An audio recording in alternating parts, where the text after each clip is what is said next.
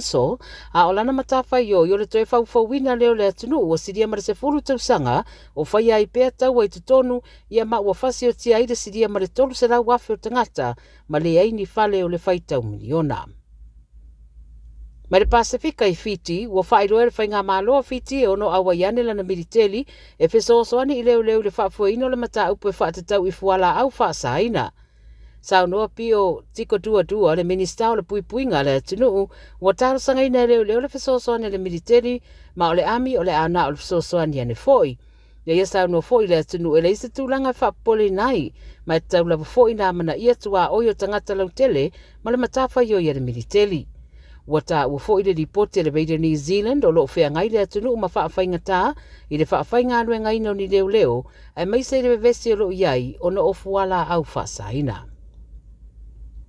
Tana muri mai Samoa, wali putia Radio New Zealand le li watu leo Samoa I malo le malo I New Zealand, ia wha malo si aia na tau mawhai ngā le tūla fono e tali atuai le whaatupula ia pea, o mata upo e au fiei whala au whaasaina, ave na atu I le atunu uni whainga whaasole tūla fono. O le tau o ia whala au pe ana whaatawina o atu le 2.5 miliona tupe New Zealand, ta ue nisi ripoti se vaenga tere leo le whala au whaasaina na mawai Samoa. Whai mai le Radio New Zealand e tolu tangata ua pua I le mata upule nei, o se whai pisi ni se fitu se fulu tausanga ma tangata whai ngā ruenga to olua o se rima se tamaitai. O le whaaringa ma le komisina o leo I Samoa pe ona whairua le ripoti wa ta ua I au apa au, o fuala au whasaina ia na maua se container mai Amerika sa teuina le lei mai ai tutonu. O lo wha wauru su suenga po le container sa fuafua mo Samoa pe sa fuafua ave I seisia tunu. Ta ue au apa au le Radio Samoa sa sosoani le suenga le K9 unit, pa o ngā ita I whau ia malo o ngā rurue na ia toe mawatu nisi K9s mai New Zealand e fesosoani o lato mautiute. Ta ue se so upo leo New Zealand o se vaenga o le Port Calamity Pacific Detector Dog Program e au fiairo lato lango Samoa I le sapalai o K9 po tai whau malo lato tulenina. Tala nā Radio Samoa mo le nei foi vai aso ia tunu e mamama le Pasifika manuia tele ngā ruenga o whenga iai whaasoi foia.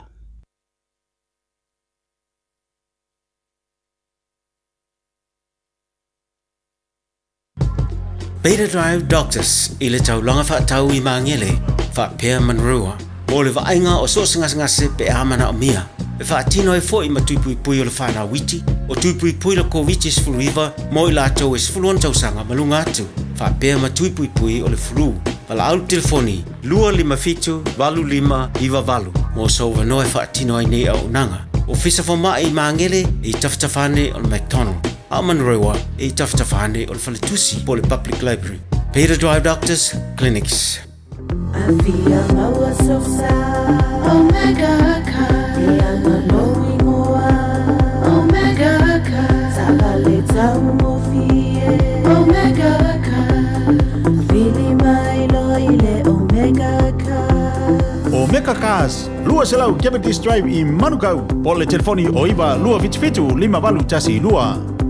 Susu mai Manukau ne. Omega Ka. Malole Casey Omega Ka. Jana whanawhau tia roa, ua te talaina nei le waunanga e veni, mō whaatangwai au ki lani New Zealand. Numero tasi John Coulter Drive, i le Auckland Airport Shopping Centre. Tau whatawhatonu lava le warehouse ma le countdown. Lau whale o fulau iloa le e veni, Auckland Airport Shopping Centre. Sunga o whenga whakau e lo kawa le whau maunga Max Ila. Senga uka amilo i au kilani. Mo koe foi mai lava I o Tara I le Tyre World and Auto Limited. Lea ma o aiso skoi ngā meg ma pa uka avar. A ole me Pico City. E ngā le lua li maka aladwa ia so le kokongi. Le Tyre World and Auto Limited e te mawai ta avale ma pa utau ngofie ya New Zealand antoa. Mo fo I se ti mag wheels mo so se tu ainga ta avale ma le telo isi au unanga. Warren of Fitness I le na ole se fulu tala pia I wha I lo i eina e wha afafonga le Radio Samoa I nei wha abitoa. Talia wins quotes, cue cards, maisi. Walau lo le Tyre World and Auto Limited I le lua fitu tasi tolu o mo pa uta avale. Po le lua fitu wha tolu lua o mo le fale inisinia. O le R-Dash Travel, o le company numero tasi le tau ngofi o pasese mo fe malanga inga i Samoa whapea le malanga mai i Samoa i New Zealand ei. A whea de loa i le ofisa o le R-Dash Travel, tasi valu lima Great South Road i Matarua. Pe vili mai i le telefoni tolu iwa lua o wha o o. Tolu iwa lua o wha o o mo le R-Dash Travel. Jana whanawha tia roa, ua te talaina nei le ua unanga e veni, mo whaatangwa i au ki lani New Zealand. Numero tasi John Coulter Drive, i le Auckland Airport Shopping Centre. Tau whatawhatonu lava le warehouse ma le countdown. Lau whale o fula wiloa le e veni, Auckland Airport Shopping Centre. Usi mai alau whaafafonga. Telefon mai Samoa ya sa taitasi. Wa au mai mo oe ona o le langolango mai a le talofa voucher.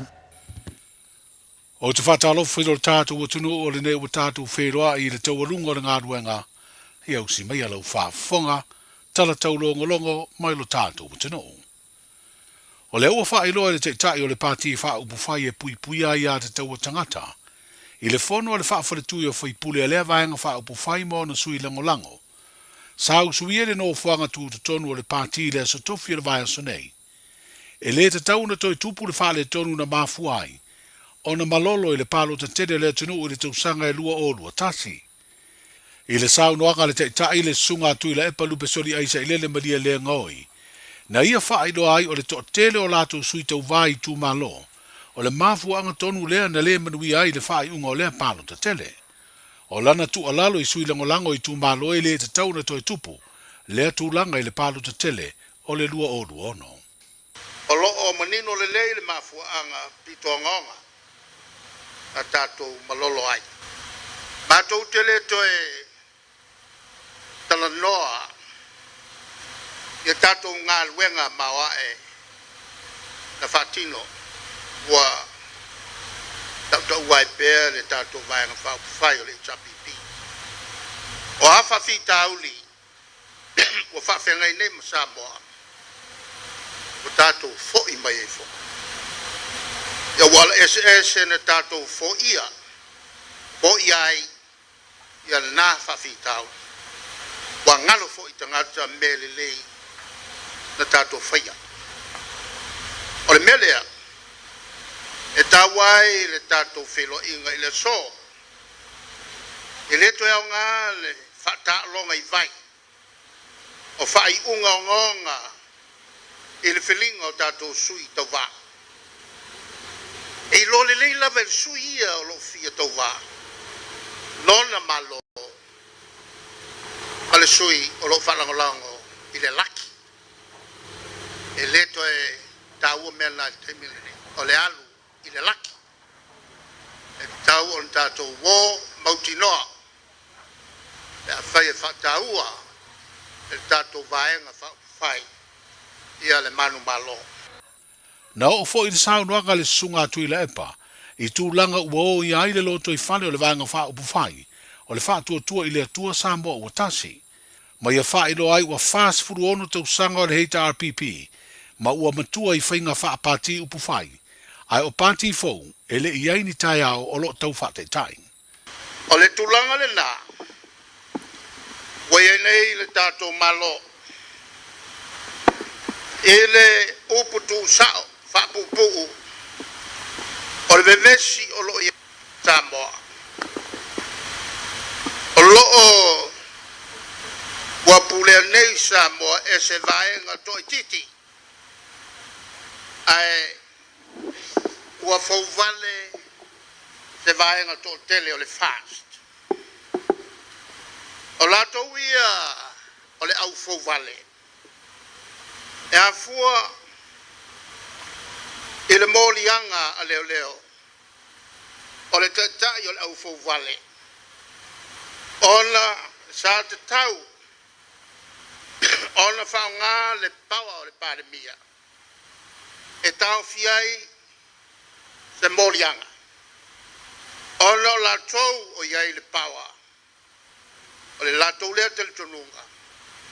E pule la tou e soli so se tu la fono. Soli pea. Ai o le manatu o le pandemia. Le la tou te tai. Pa wau pea morianga a leo. E pei foi o na fai leo. le loia sili i le pale mia i le afe i selau valurua le fionga ia va ai kolone a o pale mia ia le fionga ia va ai o le pale mia o le ale HRPP o tau fai whaatea nei e leisi vaenga mai le lato lava pati mai atonu o whalongo o le tau pu whamusnonga.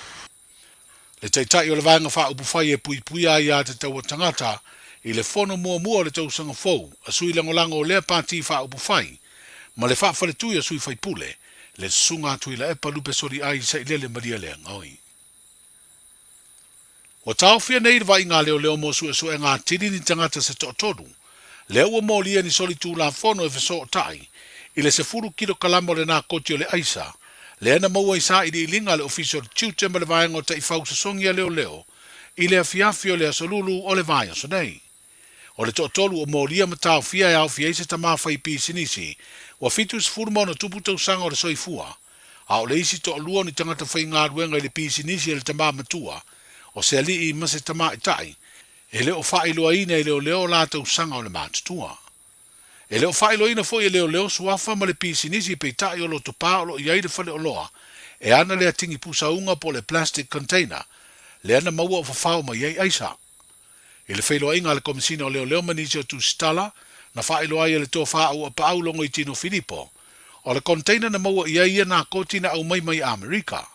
Ma o lo whasolo pea suenga pe iai manisi tangata e a fia le au mai o ia aisa po le methamphetamine.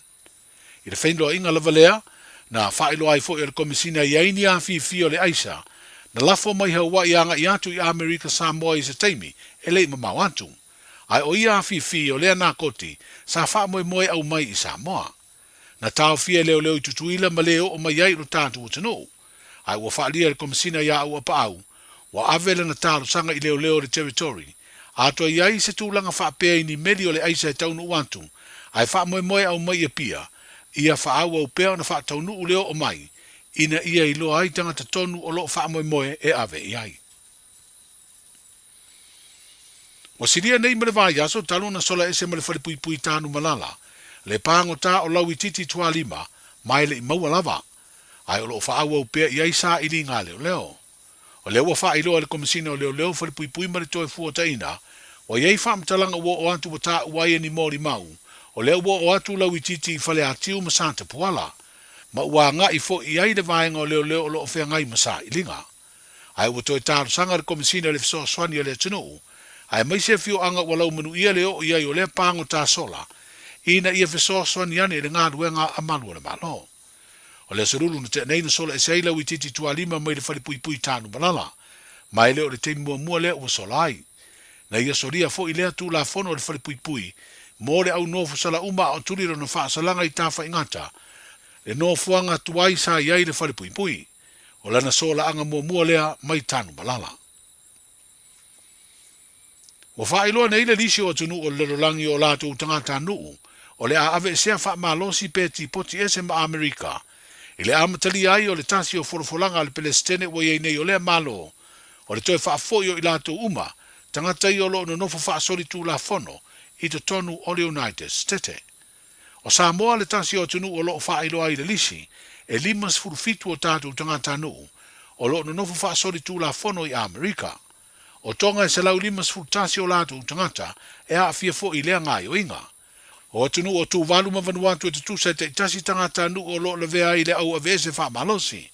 O Papua New Guinea e to lima, o Solomona ma Kiribati e te tūsa e to tolu o lātu utangata, o lo na nofu wha sori tū la fono i te tonu o lea malo tele.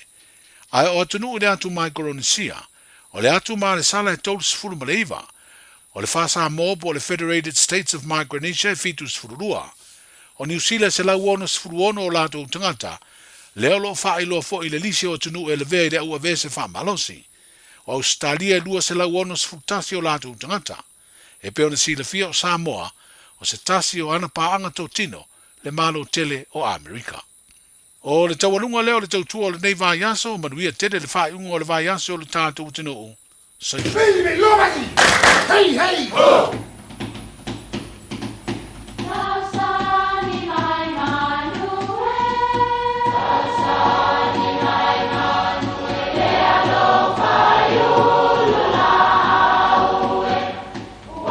E o fanga manu i ululu o la au, awa e fafanga i funga o la au.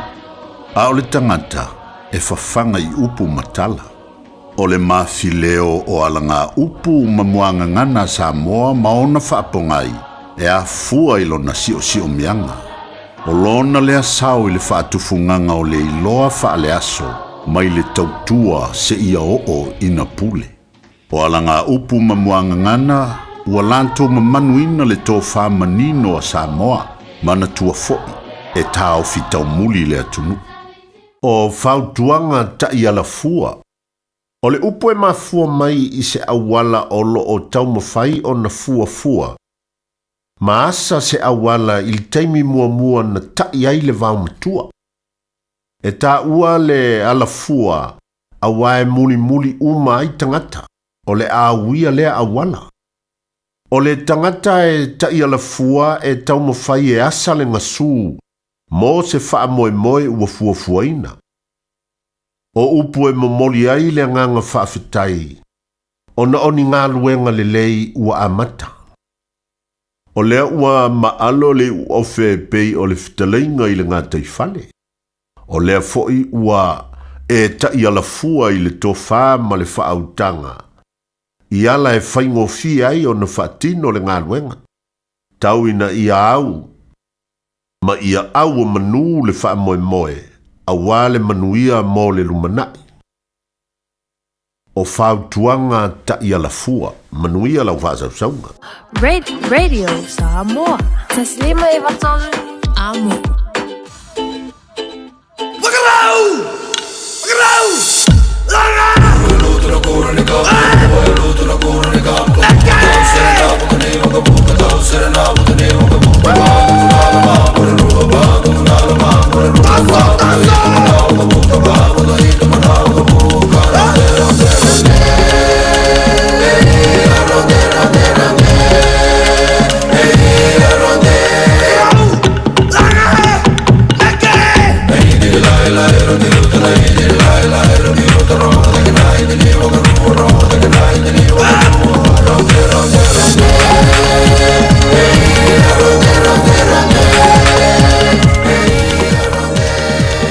Lewa tula mai le tantou taimi le wanti le nei foi vanga la fiafi se fulu ono minute o te aile tula fitu ia ma le whaafonga mai le tantou tenu le toi whaasalawino a tantou tala mai Samoa ia ele sunga ia autanga vai tipi autanga vai o le Suia Radio Samoa lo ngalue ia matautu mai le tantou tenu o wala foi le tu fantasia o tantou tala mo le whaafonga mai i le whai ungo le nei vai aso le ngata le aso ngafua so lulu ia o tantou au mai lona aso faraile ia ma se whapoponga nawa tātou tala pe ona yele tautua le tō whautanga vai tipi au tanga vai i le whai ungo le nei vai aso ia mo whaafonga tui foila ele ipine ana maua ia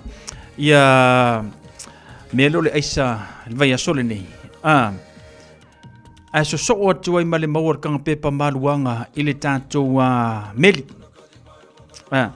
sau whaapea ai mana ia le sau le tana fo ma fa iloa mai ai mai ngoa po fa ko foi ka ko mero ai ke le yo post i lungo le Facebook fa ta se foi ma le telo tala i lungo le Facebook pa wale le tala le tatu te fa longu fa fonga le tunu wa mo li se ta mai fitus fulu te sanga ato ai ia ma ana au fenga winga to lu le tama ma le teine pa wanga sau le si post o molia se tama fai pisinisi fitus fulu na tausanga fa tasi ai ia ma se tama tai ma se ali o lo nga lu ai ile umia le ola au fa saina ia pole aisa pe ona yai le niva yaso e au ngoa ma se fai lo mai o ngoa ai pe ma nga ye fu le pe fai lo mai ngoa si mo ka ko si ka ko fai ka kala ku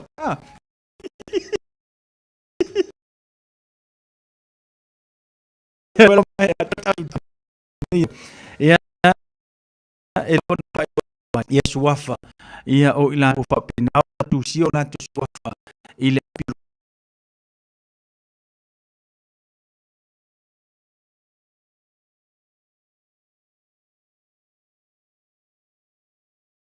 o le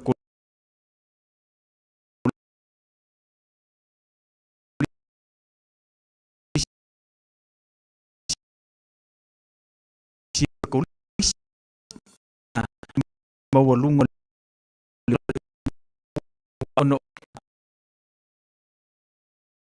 le faata le wa ye na sao yang ang kakalar ka kuminga mau lo makako kang pepa ka ko me mai ile ofi ile ya mau ko merkang pepa ya altala lana pe fa fonga ile tanto tino wa molia se mai fitus fulu tau sanga fa tasi ai ya male se li ma se tamai tai sanga lua ile business pal mele ka mai ole fi onga rokupa mangi foi ngoka ka ai rokupa ila so le ai o kere ka la ko ngai makoa ongai kuspa ia nga vai ke mima ya sapa ia la sia makofio ang minga wat kele yo ang kuspa ia sa fai ya ke le ilole nge vai ke ya le wa saule le talfa no ya afia i mato loto mato mafo fausia mato wa fio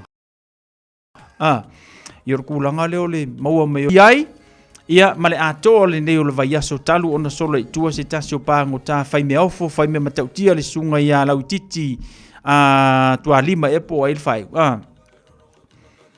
mangkua le sola angari ngalu momo maka ukia me ngakupu ai fa moi ia mau le o kanga kangi ele kupu ngisi me maka ukia ia ro saulu tala ia lau bo yuta ina le fio ango wala tiu ma wa pe ia ngale ngo foilang sunga ia lana lo fa nga solo pe ia su enga ma tamu fainga li ima tamu tai lelo ina ia maua ia mo ko mo modia ku kolisi ia pe ole no fanga pe ona yai ia fata seila ma vaenga fa boponga na o tatu tala ole ne yaso ia le ngata foi lo tu al to fa siava tu pe atonio male tanto por clambe pe ona ele ne vaenga le fiafi ole mau fa sambo moni male si uie foi la lo tanto por clambe na pe ona ele te tua asiava tu pe atonio ia olo fa sianga ka vle lo ka mapo ko foi eskali por mele fa vai vananga la fuka umanga atale la e se uso ia ngale leile tua mo pelo no mano si tu tali wa toile tru o au se tali pe ona mawai ia o wafu fuanga fale ainga tanto talala na le ia fa ngone yaso malo ni ngalue malo le usu malo fo fa malo lo si fa ngalwenga ele o se me fa ngofie lo tu fo ia ngalwenga ia e ula fo ina faisi na umio tanto malo lo ki si masimale tau sanga fo ia ai au lava na tatu toyo tatu tinga lulue awale tau sio na ia tatu ainga le ngata fo leo na ifana wo te liu ia onga lava yaso ia bale nei vai yaso ia pe ona ia fa malo lo si mai te lo na se te fa sa mana ia lau ta faunga te lo fo isa avia na yaso malo lo ma me mo fo lo ava no te asia se tu nei ainga wa fa la lave pe ona ia ia mo fo lo ava ngo ki ro mafuka i malale ia awa ia me a fai ha fia le lo makua ele taimi sa e mano lo mai e fe au mangaluenga fa ta fa le lo matua ia ma fa tau se ofo le lo matua ia ngai ko ya e lo ngaluenga to tongi male maro sul tato long ta fa ngai los fulo minuto o tele to la fitu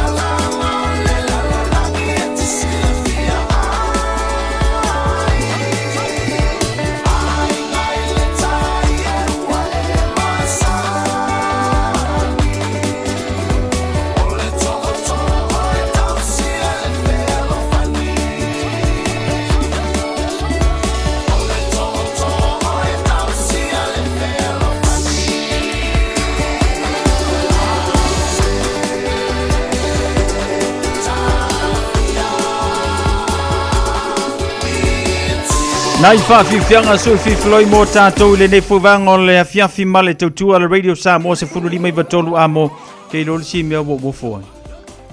Nganga koe kūlai mai au Uncle Trump le kofi, pele skengi o Amerika. Ko whaafonga lei e le forfolanga le male mele la whai e anko. O i lātou uma o lo no nofo whaasoli tū la fono i lo na malo a Amerika, ia o maisa u whanaue, o le ato e whaafoi o tau i o tau watunu. Mai tau atu, pe ia fia, fiku lima e sa mo pea, ka le maua. Se lau lima tasi tonga. Ia male toa telo isi watunu o lo whapena ua makaonga whaalala ia ili a au Uncle Trump. O le a koe whaafoi o lātou watunu. A whapea nga whaafonga mai kākou sa mo i Amerika. Ko le ale uminga ia i ngā ele whaia se ngā ruenga i a palai sau Queen Card pe whai au bepa ngofo mau. Mo whaisi au whakamala keli. A whapea ngai ke 5 i ngā. Me wale alu e sua se kengi Amerika i ngā e whai au bepa. Wapea o le awana maweanga. O le whai paipua se kenge mea uri i ngā po se si fwoi sa mo i ngā e ngofo mau i ngā. E se i kau soswangi e kuai. Lea lau koe kula mai Uncle Trump lea lau whai le kongu. Ka kau uma ua ova sikai i ngā i Amerika. O le kongo o kou la koe whaafoi o kou kou wakungu. Ka kia la Amerika wa lea lau wa amata o na wha ngā solo fufuanga ngā Uncle Trump. Mai ka kou ingi. O whaisia ngā luenga pia whapea o ngā e whare kongu o pepa nei atunu. Mai le mai lo, mai lo le lu ipo le ale alunga.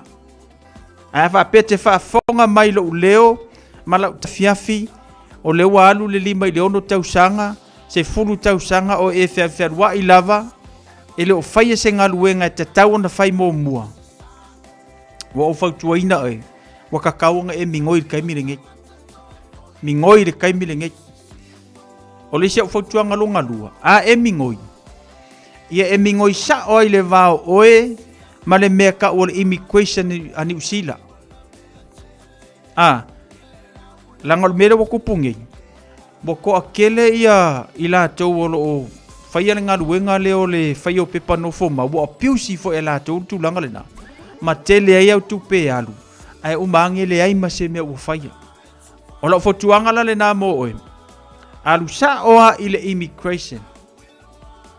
Ia pe ke aru foi vaise kama i ka ingo fo ma wale vanga i ka ingi ele ka ama vaise mea o ngā. Fa koe foi.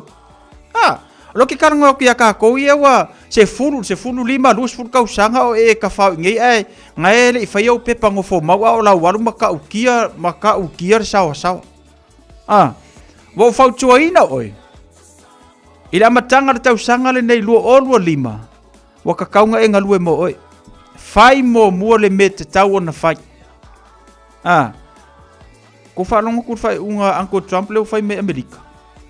Peo no whai atu. E le o mai loe tātou le teimi le nei te tono ni usila nei. Pe tātou te whaatai fo i ia anko malanga mele wa whai Amerika. Kanga ka lengo fo mau i Amerika. Fa pela le wa fa fonga mai le tala no le afia file nei. Fa senga ruwe nga lo fa mo e. Ta to fo le na mai le ye nei tangata ye le I mo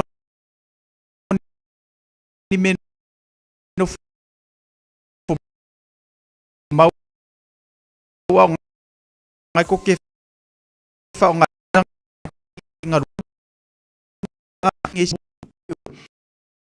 ole kali fai ngofie mo oi fa fetai amile mika le lima sumar fitu tanga Samoa ala ngofo fa solitu la fonu I America ele fai en pe fo mo ngo winga ko ka ko la nga ole la ala kasi kai me ko fa fo I samunta tasi lima tasi tonga ai ka ke fo I America ka ko fo ye wo le ya ia angko ele alu sa mo fai me songa makai sa mo ai la ku fa fo mau ngai o ka ko kanga kai Amerika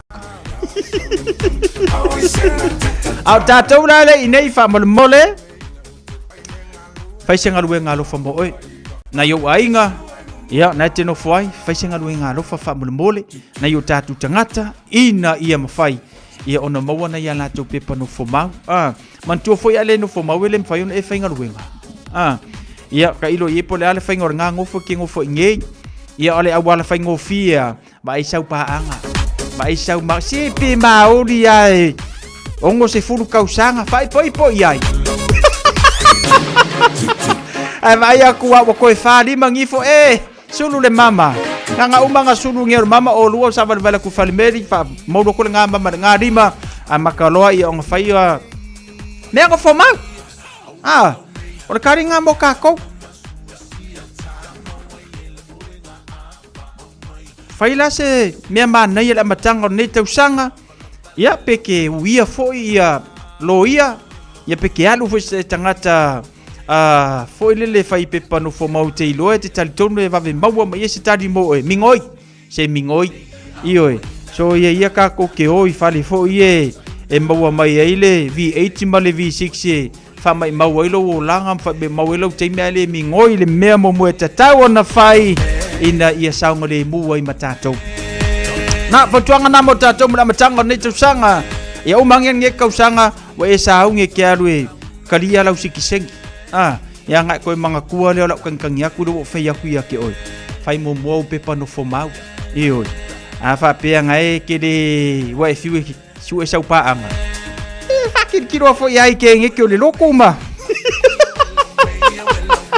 ko ke le fo ia le un ofo kasi ngai le kalisia oi me aru le lokuma no vai le me ngai le fa pea la alua fo ia ngai ka kuimboia o ngai le fai mengo fomau o lo ke kapso swangi kule awala enga ia vave maua eu mengo fo mau afar fitu tatu fa marianga na sofa na umana so soifua le nei afiafi yang ka kokoi ori ile se kemi murmuri ma vaku se fa kuanga mo tatou mai se lava tatou ro fa pena ia ona mana o mia le fainga ia o meno fo mau le nei ia tunu ina ia fa faingo fiona mo waisau nga luenga tau si tuai si ainga ia wa le ase so ka ko sau nge sau ka ape sau ka fau sau ngei sa ili le manuia mo nei ainga ro fa mulu mai le tatou tunu o Samoa saulau nge ke dengo fo mau angat malo vale lau me ngai fai nga uruanga o e vili lo ma anku fa fo i oi la tato laina watatala tolu fitu tasilima iva tolu fa modianga na so fa nau na so soifu pe afa pea ia o yeso wa so fa nau mo so wa so soifu le ia fiafi na valau mele ia tau le tato laina na watatala tumo tolu fitu tasilima iva tolu fitu tasilima iva tolu Fai fo fa nga mailunga le tanto Facebook page mo le tanto YouTube channel ya ma le tanto email on air at radiosamoa.co.nz de mo le yai le famdianga la sofana mo la so soifu tolu fitu taslima i tolu famdianga la sofana tolu suma le tanso January lu o leba o le nei fo ia fiafe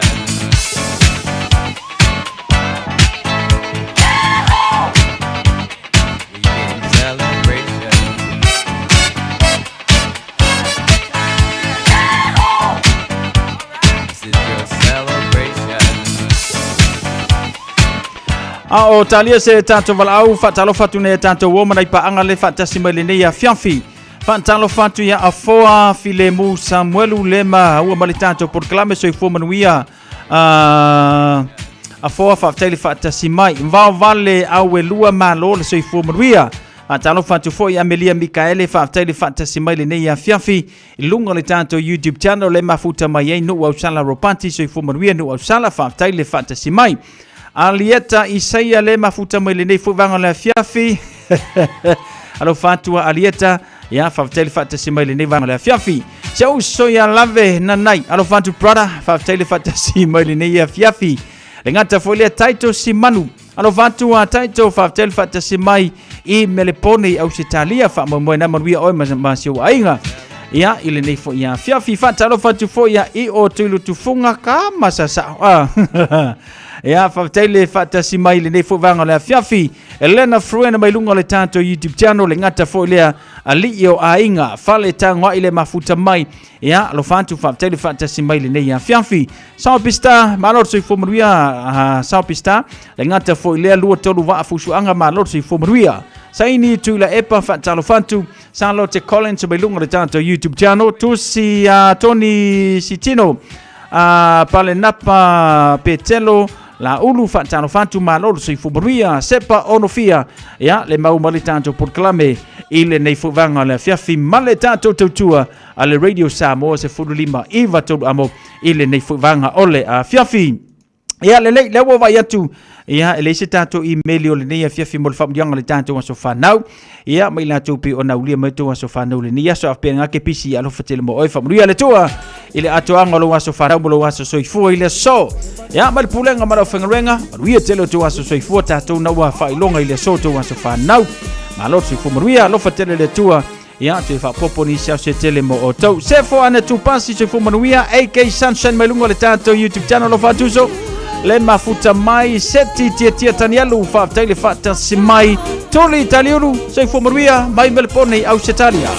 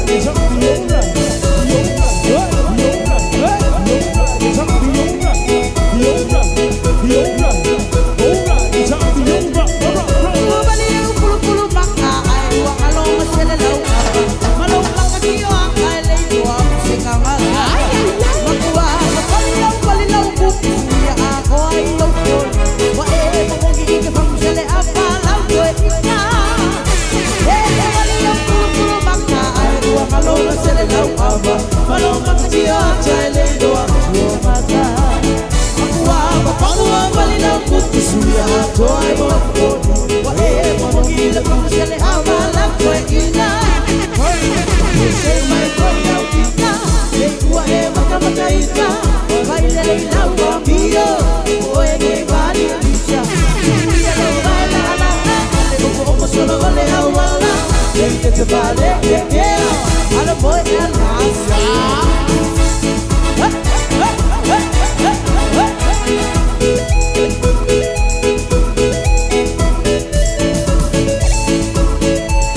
Fianga mele Melissa Pen ya wala fotoila tosa failonga ina ola to asofana o maso soi foile so ela wa sofana ulewa saulunga le tanto wa Facebook maya Amelia Mikaele ole famrianga ole asofana wa sheuni sia 14 o fa lili mangele one wa to yelo na tolu sumba tolu te sanga ile so fa fetaile tua lona lofo mfayai ona ulia mai male manuia ya oene yaso ya lo tolu sumba tolu te sanga nei famria le tua ya I lo aso fanau ile ne yaso alo faanga evatu ya mato uma ine New Zealand fa silsile lo tina ya Fortino Mikaele mo oe God bless you my beautiful niece Fortino fa Lily fa manuia le tua lo aso fanau God bless you my niece that's from Amelia Mikaele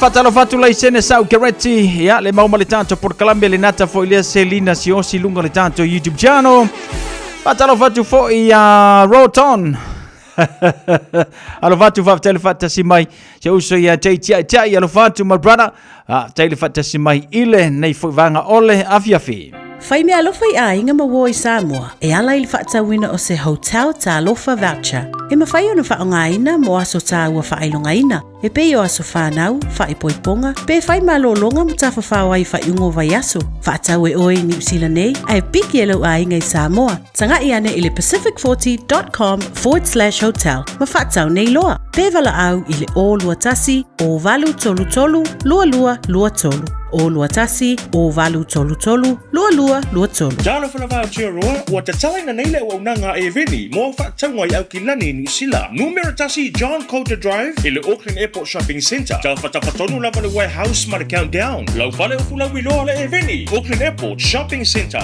Talofa Samoa, o Ateshna Ryan, o le Licensed Immigration Advisor mo le Auckland South Immigration Consultants. E visosoani mo so se tu ai ngā visa e malanga mai New Zealand po Australia. Telefoni mai nei loa ile o valu o tasi o no valu wha fitulua. Po le olua tasi o no valu fitulua tolu o. 24 hours a day, 7 days a week. Radio Samoa streaming live on www.radiosamoa.co.nz. Talofa. Hello. Talofa. Talofa. Wa mai oi. O kwa sekia me o malelo fa ku apailenga I. Kwa pisi wa kwa yenga e kal mai tau. Ah? Kwa pisi wa kwa yenga kal mai tau. Langa kala ngoma ko. Oi kalo fai. Sorry wa misi foi le makua o sa foi oi la sunga. Ala pa velo ia la spanga o seu kama. Ya, sawia. Ia sau fa kai kele mo lo wa bangoa. Ia le asole nei na to ia ile sumar toru tausanga ole afinele sunga fai au ya ala pau ia Nora ia faftaile tua wa uria mai nei tausanga tele ia u style yo matua ia toanga fai au tonu sto ainga wana o ale tene tau po to ainga alofa le atua e fafualoa lo soifua ko anga ia me fai ale loku me au kalvo me uma lava ia anga le pele atua ia fa poponisi asestele ia lo fangia le atua lo waso fa na o tol suma tas nei January ia lo fa anga e vat nge ia ipukau sefo ia makai mali pe mika ia makai mali pika ma se ngiu mal fangau ia Pafkai kele asa umolo wabangoa manguia lo kiuke. Alo fatu pe mita vaita fuala au te wangalo alo fatu kalo fai. Ole fai mafa banga ku fuala au lo makua ingalo ngi ki fo wa alu ia kai mali o ia iputau alu e fa marustingo ngalonga fai fuala au lo makua. Ya, la tula bale tanto temile watis fulima minuto na tano le valu le tanto por kalame ya ole tatalo mo ase o se atune tanto fasil silanga ya ole tanto bo fuli tanto musika pe masanile ne vanga na fiafi ma fili male tuso le songa awane ngalo saulo mingo le tuso le songa fa tasi male lo mingo le va fili e mawai fa lupenga o Samoa isi sifo tutuila mamanua o nisio tala tu o Samoa o nga upul mata fayo yal matai ile faingo fa lamlave pe o fa piponga maliu de so singo ainga fesila fa inga o polo si I fa alo whaalangingo e kalesia ma le tele o le ngangana whaalolonga fitu sultana lo na tau na le ofisa lava o le Radio Samoa i le tolu pa tolu ono Hopewell Avenue i Manukau e mawai bonisi whaamatalanga wala au le lua no lua tasilima i watolu lua no lua tasilima i watolu pe tanga iane i le shopper Radio Samoa doko daran se te whai mai esau oka afio anga mo taa o le ata oto ia le fiso mo na lau i upa ia sausaunga tā Samoa o le nei whaasilasilanga whaasino tonu i le mafutanga alo matama whanaua mo taa i au kilani nei Papeani o mātou polo mawalunga, mātou te malua i so se tafo re kelope, tulau lava. O le awhataruina le tātou whorotanga i le aso mua o Februari, aso toa na i le itulas furumarelua i la wauli, no whanga masani o le PIPC pampa toe. E wala au whanolatu foia i lātou uma, sa taa alo i le nei kanapulaka pia mo taa i Samoa maukilani nei, o loa lalama pampa a au i aukilani nei, ina ia tātou awai le nei whorotanga. Awale wha moe, o le tātou kalapu laka pia Samoa. Ta ua telelo awai mai whaali sou whiringalo. Tala soifua i le lofa maranga le leo le atua, e tai atu lo o tau soifua i le na aso. Mana tua maila u le stana wha marmole, olua tasi lua o na tolu, tasi fitu valu, tasi lima fitu. Olua tasi lua o na tolu, tasi fitu valu, tasi lima fitu, pole olua fitu, tolu tasi fitu valu, tasi lima fitu. Olua fitu, tolu tasi fitu valu, tasi lima fitu. No whanga e whai ai o le PIPC papa toe valus fuluanga i le valus fulumalelua Riley Rowe whaafitai tele lau ale maftanga ia matatou numero na whaafsotai mai ei mo nisi whaamatalanga. Laise tātou whaasilsilanga leo tonu mai ainga sa lua whau. Mātou te whaatulo watu i lau whaafonga anga Samoa tulou na lava. Ai whaasino tonu le nei whaasilsilanga i alo masuli o le ainga sa lua whau i pito nu o ta fito i mangiangi. Mai se Paulo mangafa e malu wailo mātou ainga o loa awhiwhio ma pāpa a ao i New Zealand nei. Le awhaia le tātou whelo inga aso toa nai mo Februari, le tu le 5 i le awhiawhi maoto le teitai whono, pai a tea whaifua la whaele se furu ma le wha pe Salo Place i Otara. Whaamalemole, mana tua mai lau la fonga e whaia i le loto malie whaamalemole. Anga le leile atua avantulo o tau soifua maso mātowola i le aso ua ato whaina. Nisi whaamatalanga whaafsotai le telefoni o le olua tasi o valu ono, ono tasi fitu valu. Olua tasi o valu ono tasi fitu valu. Whaafetai sainia le awhionga le teitai whono male laulau le tātou whaasilasilanga lena. Tamir sanga ki urikiti ale te wila lua olua 5. Ki urikiti Samoa e lena o se taalonga. Ai ua avea le maawala e wha mausali ai le nofo wheano whani o tupulanga Samoa iau kilane nei.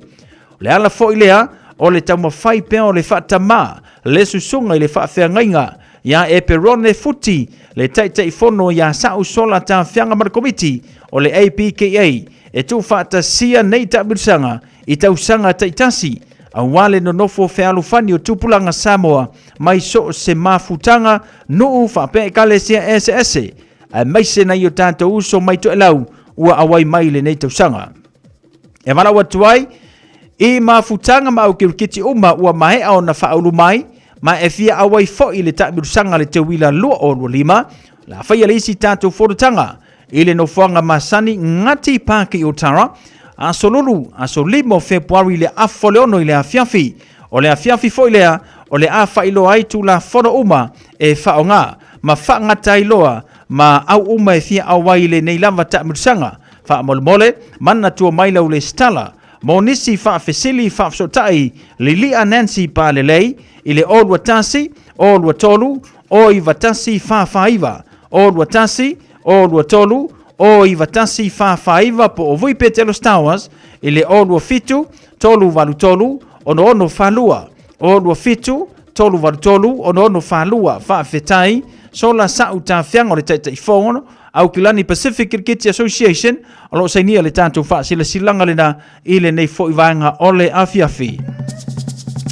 Samoa Mariner, tulauna ia upa ia sautua whawhawha Samoa, o upa ia le popo ma upa le solo, o upa ia mai le vavau e o i le whaavavau, nu antu lava whaatini o tausala, o le nei whaalinga i le whaaloalo lava ma le anganga mo walalo, e whaasino tonu lava mo i lātou o lo nofo maselangona pe o loo mauti noa pe taumateina foi i le finangalo e iei sona pitanga ma sona sotanga i le suafa Marina i leo sa i sale la valu e leo iai fa maumaunga mai peretania i le sotanga i lea suafa o le awhai ai se tātou mafutanga i le aso tōna i lua sefulumanilua Februari lua o lua lima i le fale sa mamona fa faono Great South Row i Papa Totoe a fio mai e sa ili lau ngafa ma lau fa sinomanga talo sia ia tātou whenua i le alofa o le tua fa mole mana tua mai e sau light plate mo le tātou i puti o nisi fa matalanga fa mole fa sotai mai le telefoni o le Old Watasi lua tolu lima valu ono fa Old Watasi lua tolu lima valu ono fa ma le whana ono tele lava fa aftai tuyoti muli anga tele Marina o lo sainia le tātou fa sila silanga lena e alana tātou fa sila silanga na le watanu mai tau le nevanga le fiafi ma le tautua a le Radio Samoa se furulima iwa tolu amo ia ma le tātou porkalame pe o ne iai a yeini si vaenga te fia malamalama tili ai ia ori ngali ia te oiona e vala au mai i le tātou laina i le lua no lua ta silima iwa tolu lua no lua ta silima iwa tolu ia ma le tātou porkalame na ia o tātou whaasilsilanga whalau i tele pa ia ini si vaenga te fia malamalama tili ai mai le asonga fua se ia pa ia lona aso wharaile ina wata e valu minuta na talo le tula e valu tala valu o le tātou porkalame ia o le tatalo mo oepe o na masani ai le nefo vanga le fiafi tano ta mai whatalo fatu whaftaile whata simai whatalo fatu fo ia Amelia Mikaele laisene sau kireti le mafuta mai tafua tai savai oi sole alo fantu ala sene faftele fata simbai ya le ngata foi lea o la to umalava pe ona mau mali tato por kalamel ni fu vanga le fia fisena Rita Marina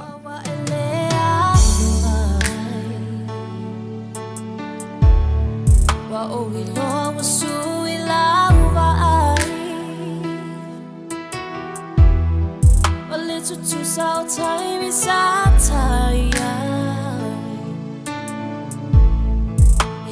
Pongi sa uilauva ai uangalo ya o elo ualofa ai uangalo la ta utonga po olea e sa uamasanga ua elea manda ia ina o nga fea ea au se selo tava ua mativa o langona te fiwa ai ufoli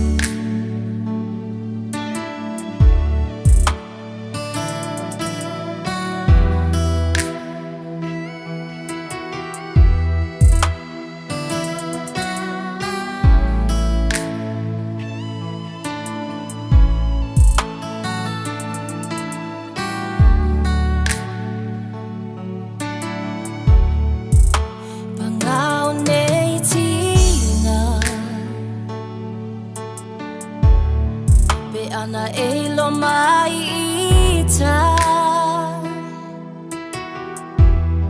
watawa solo ualofa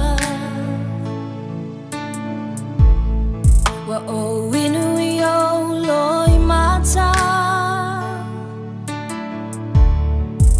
se tu atu oe ete Te alu malo nei fatu O te le tawi atu I lo leanga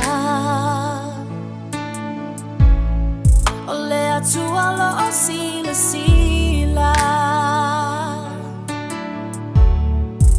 O ngā whea ea Au se selo tawa Ua mativa o langona To feel what I am falling out Po ngā whea ea Na o sa se ai loa lofa Ua mativa o ulangona Wa o inu le ipu o ona He umaulo ua lofa Po ngā whea Po ngā whea ea Au se se lo tawa Mativa Ua mativa o langona To feel what I am falling out Po ngā whea ea Na o sa se ai loa lofa Ua mativa o ulangona Wa o inu le ipu o ona He umaulo ua lofa Ua mativa o ulangona Ua mativa o ulangona Wa o inu le ipu o ona He umaulo ua lofa Ua mativa o ulangona Wa o inu le ipu o ona He umaulo ua lofa Radio Samoa. Taslima Ivatolu. Ama.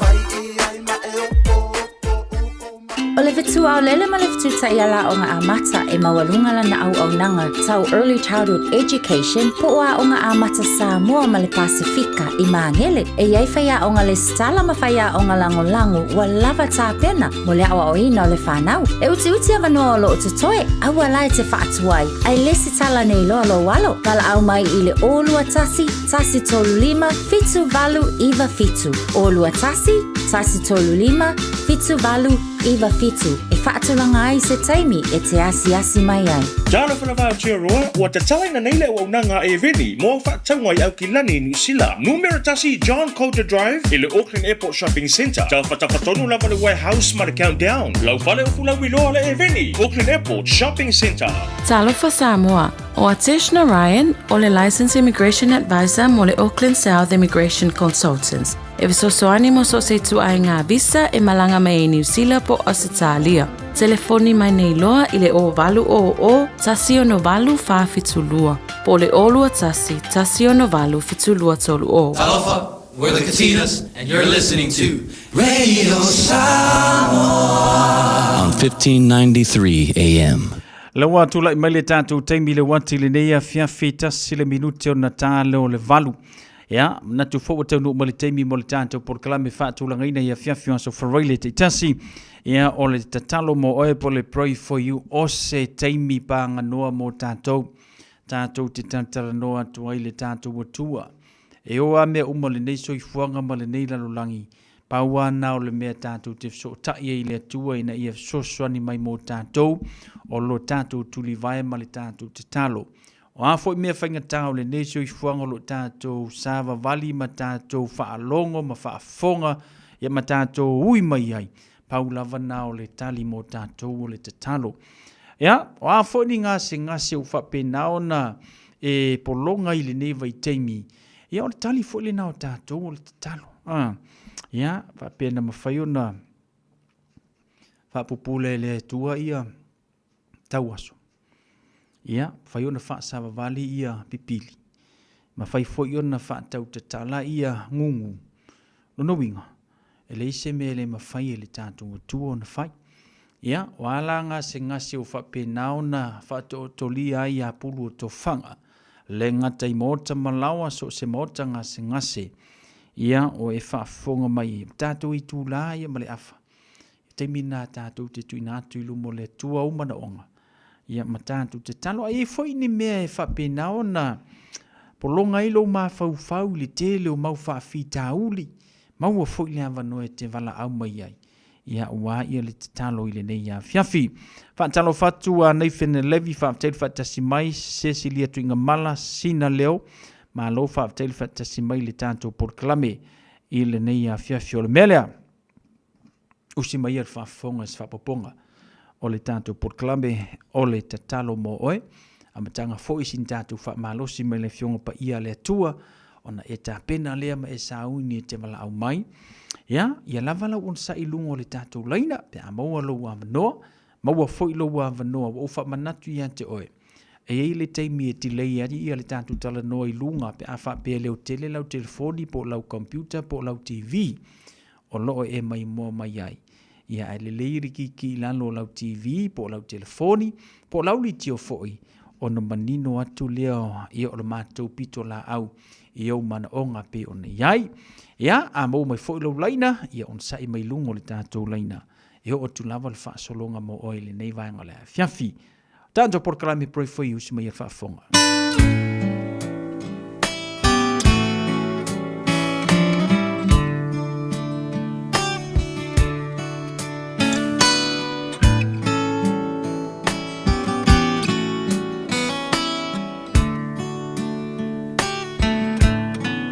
Mai le vavau I le whaavavau tu mau oe.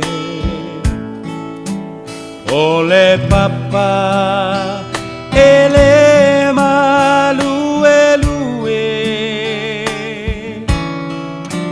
Lo uolo maualunga o te sao ai. Mai le malosi o le itamai. Mai le vavau I le whaavavau tu mau oe.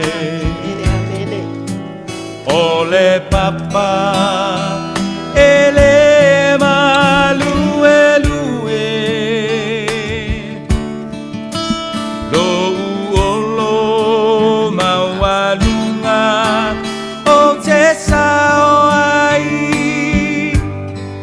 Mai le malosi o le tamai. Lo uanganga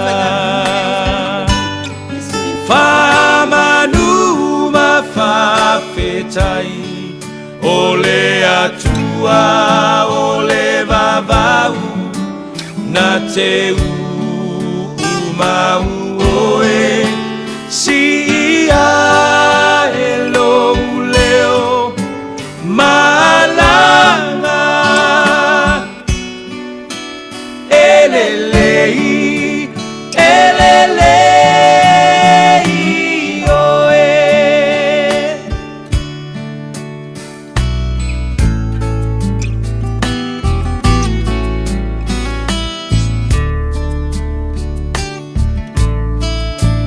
Malulu e mea uma moa u. Silafia e ia o umanatu. Le atua le maunga, le atua le vanu. Mua mua pea o lo lelei, lelei mea uma.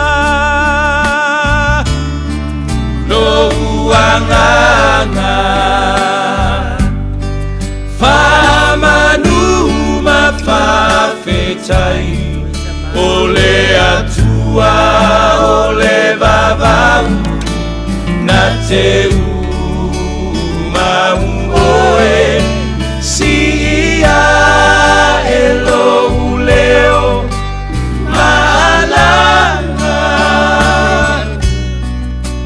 elelei oe lo uanganga famanuma fafetai o le atua o le vavau na te umau oe si ia e lo leo malanga elelei oe elelei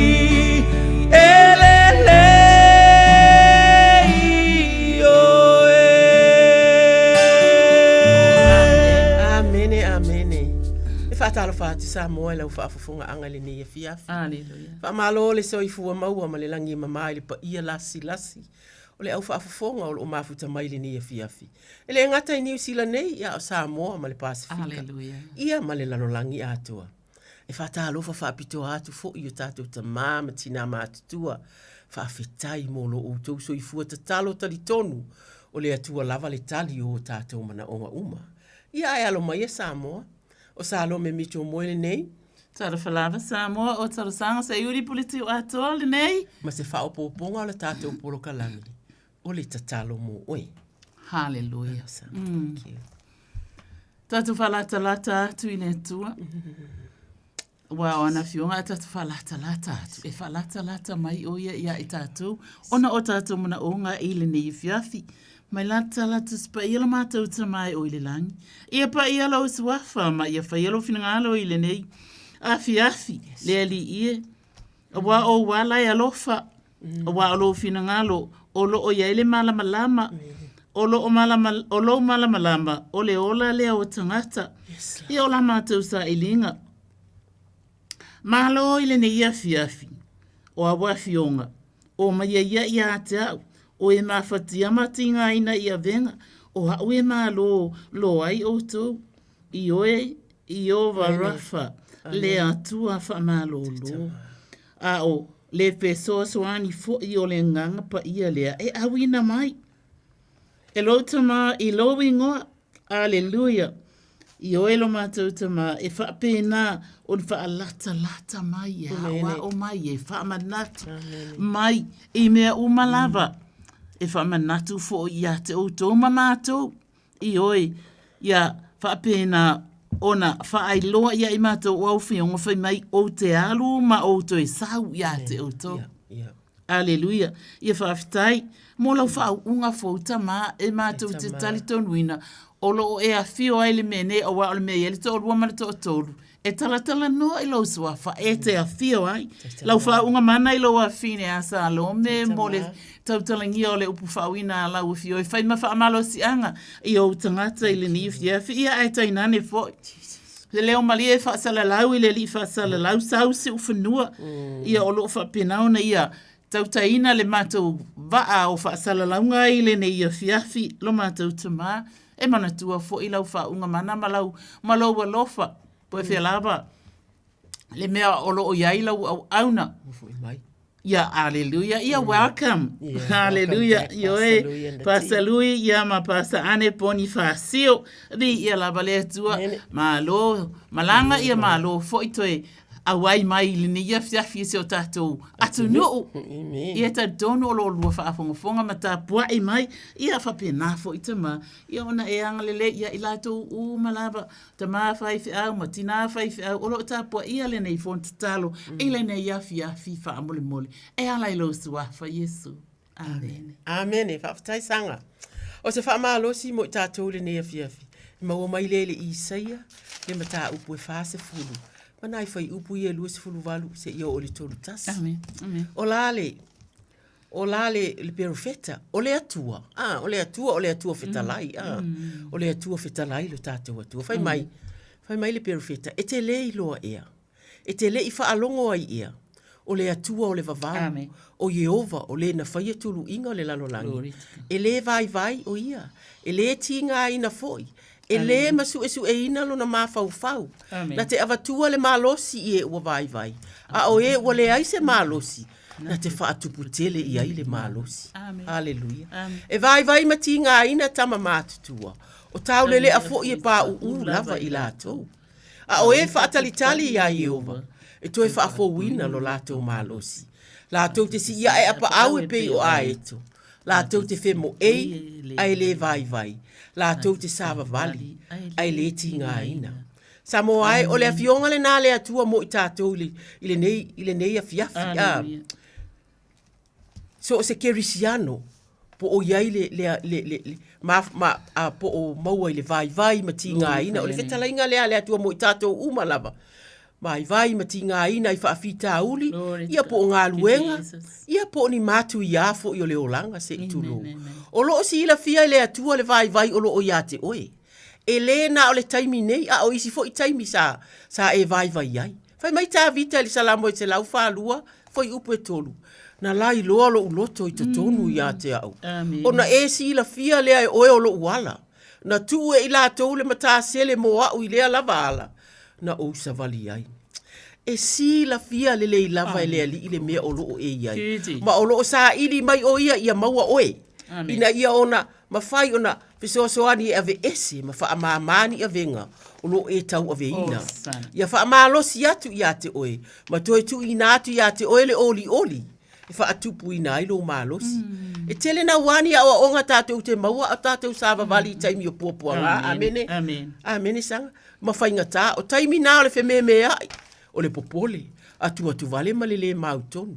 E te ngā yo i atu i lea mea ma lea mea ia maua se mapusanga. E te langona le vai o le tino pe a lea i se suinga e maua. Ia po o ngase o le tino.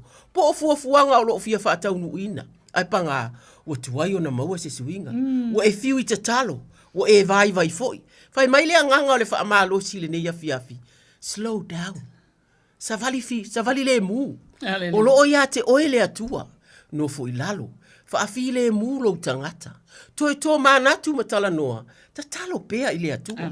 O lo o ngalua pea le pule o le seliselenga. E teu vine. E vele ina ese ni vao o lo o awha ina ai vine. Fa amuta i lalo ni la o so ona tutupu.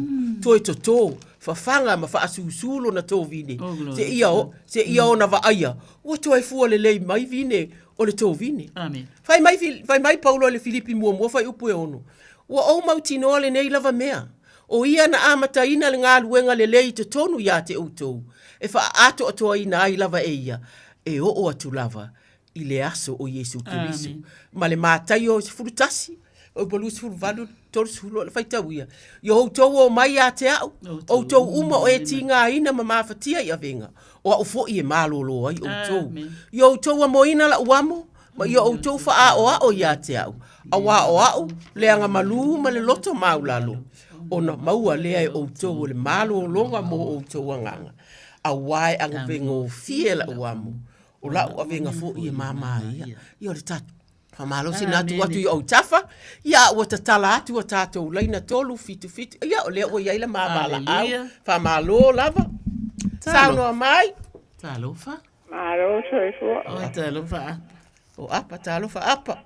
Ia malo soy fo ya o sua.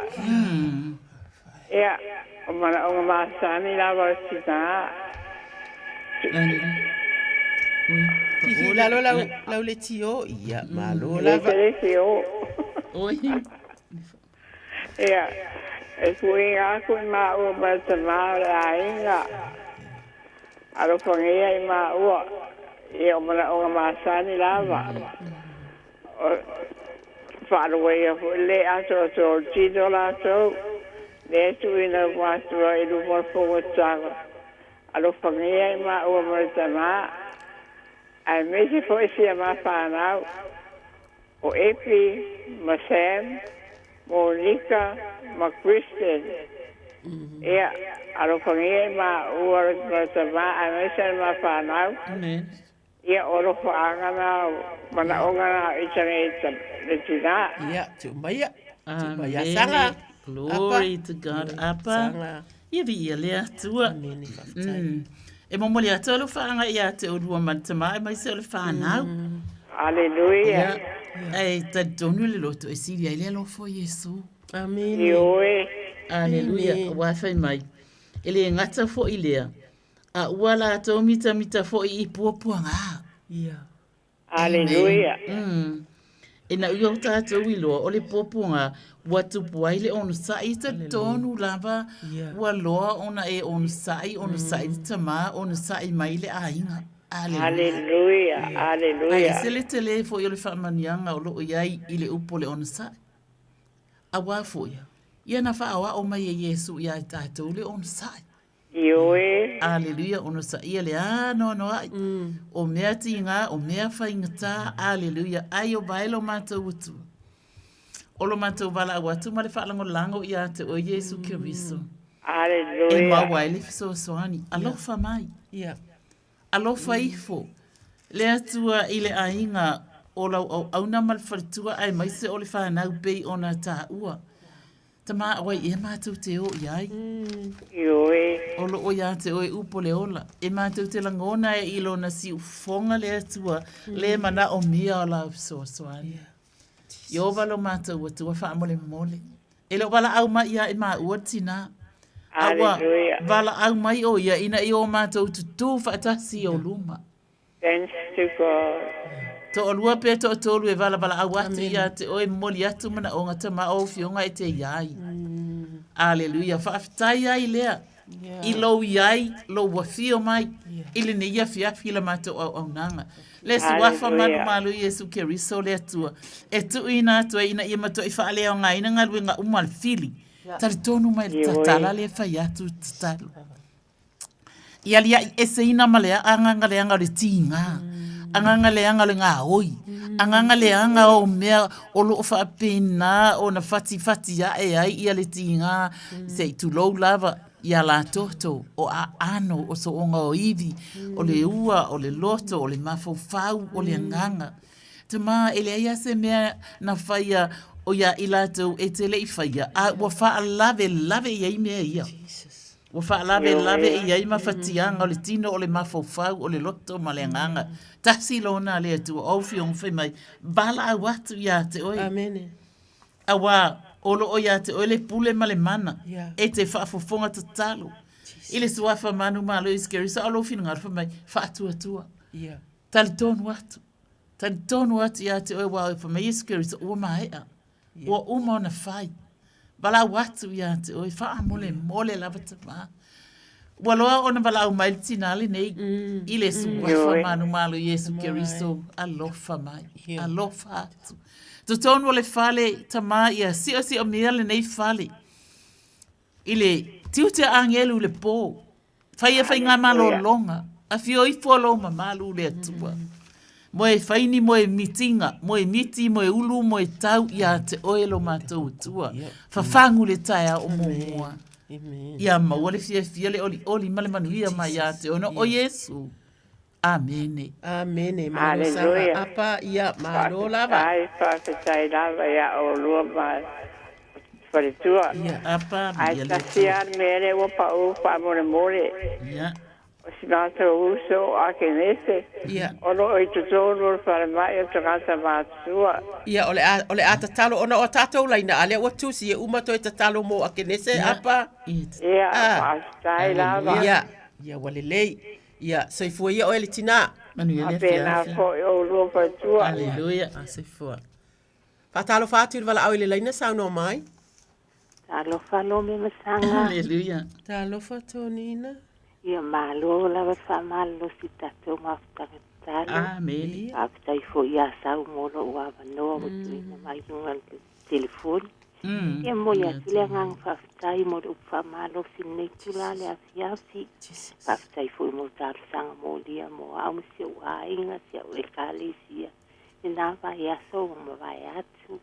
whaafitai te le lava. Amen. Mo rua i tālu sanga. Ia. Ia e o mana o māsani lava. Le whaangaloina si o ka mātua i ina mani no whaalo. Thank you. Ai mai se se au e ka le si ato. O malawa i ainga sai tasi. Ai tamam tina mātua se i hoi nai galum whanau. I ia lea tua wuto e a ina foi a onga nai whanau. E pe o na malolo mai ai hoi nā tau sanga. Mai se nai o ainga o malawa i so se i langi. E whapea foi me Samoa. E mai se la to umo whata o tulia i tonu si o matu e ka le si ai mai tiunga. I le ngata i ai la to a tonu i so se maota. Ngā se o whata o tulia ai. La to uma mai se maota nai. Tua a matu tua manai whanau. Me se foi au tinau. Si au whanau. Tai tō lua manai a la to whanau. Ui ai foi nisi e le o ato tō le malosi. Pa mole mole. Ia te taro po i mo. Te au whai ngā luenga umale atua lo au na mga lue so se pasta pai taulanga. E me se nunga i a la leo TV. Lo whatupu malosi ai. Ila na whanau. Lo mana o mia lava le pisosoani.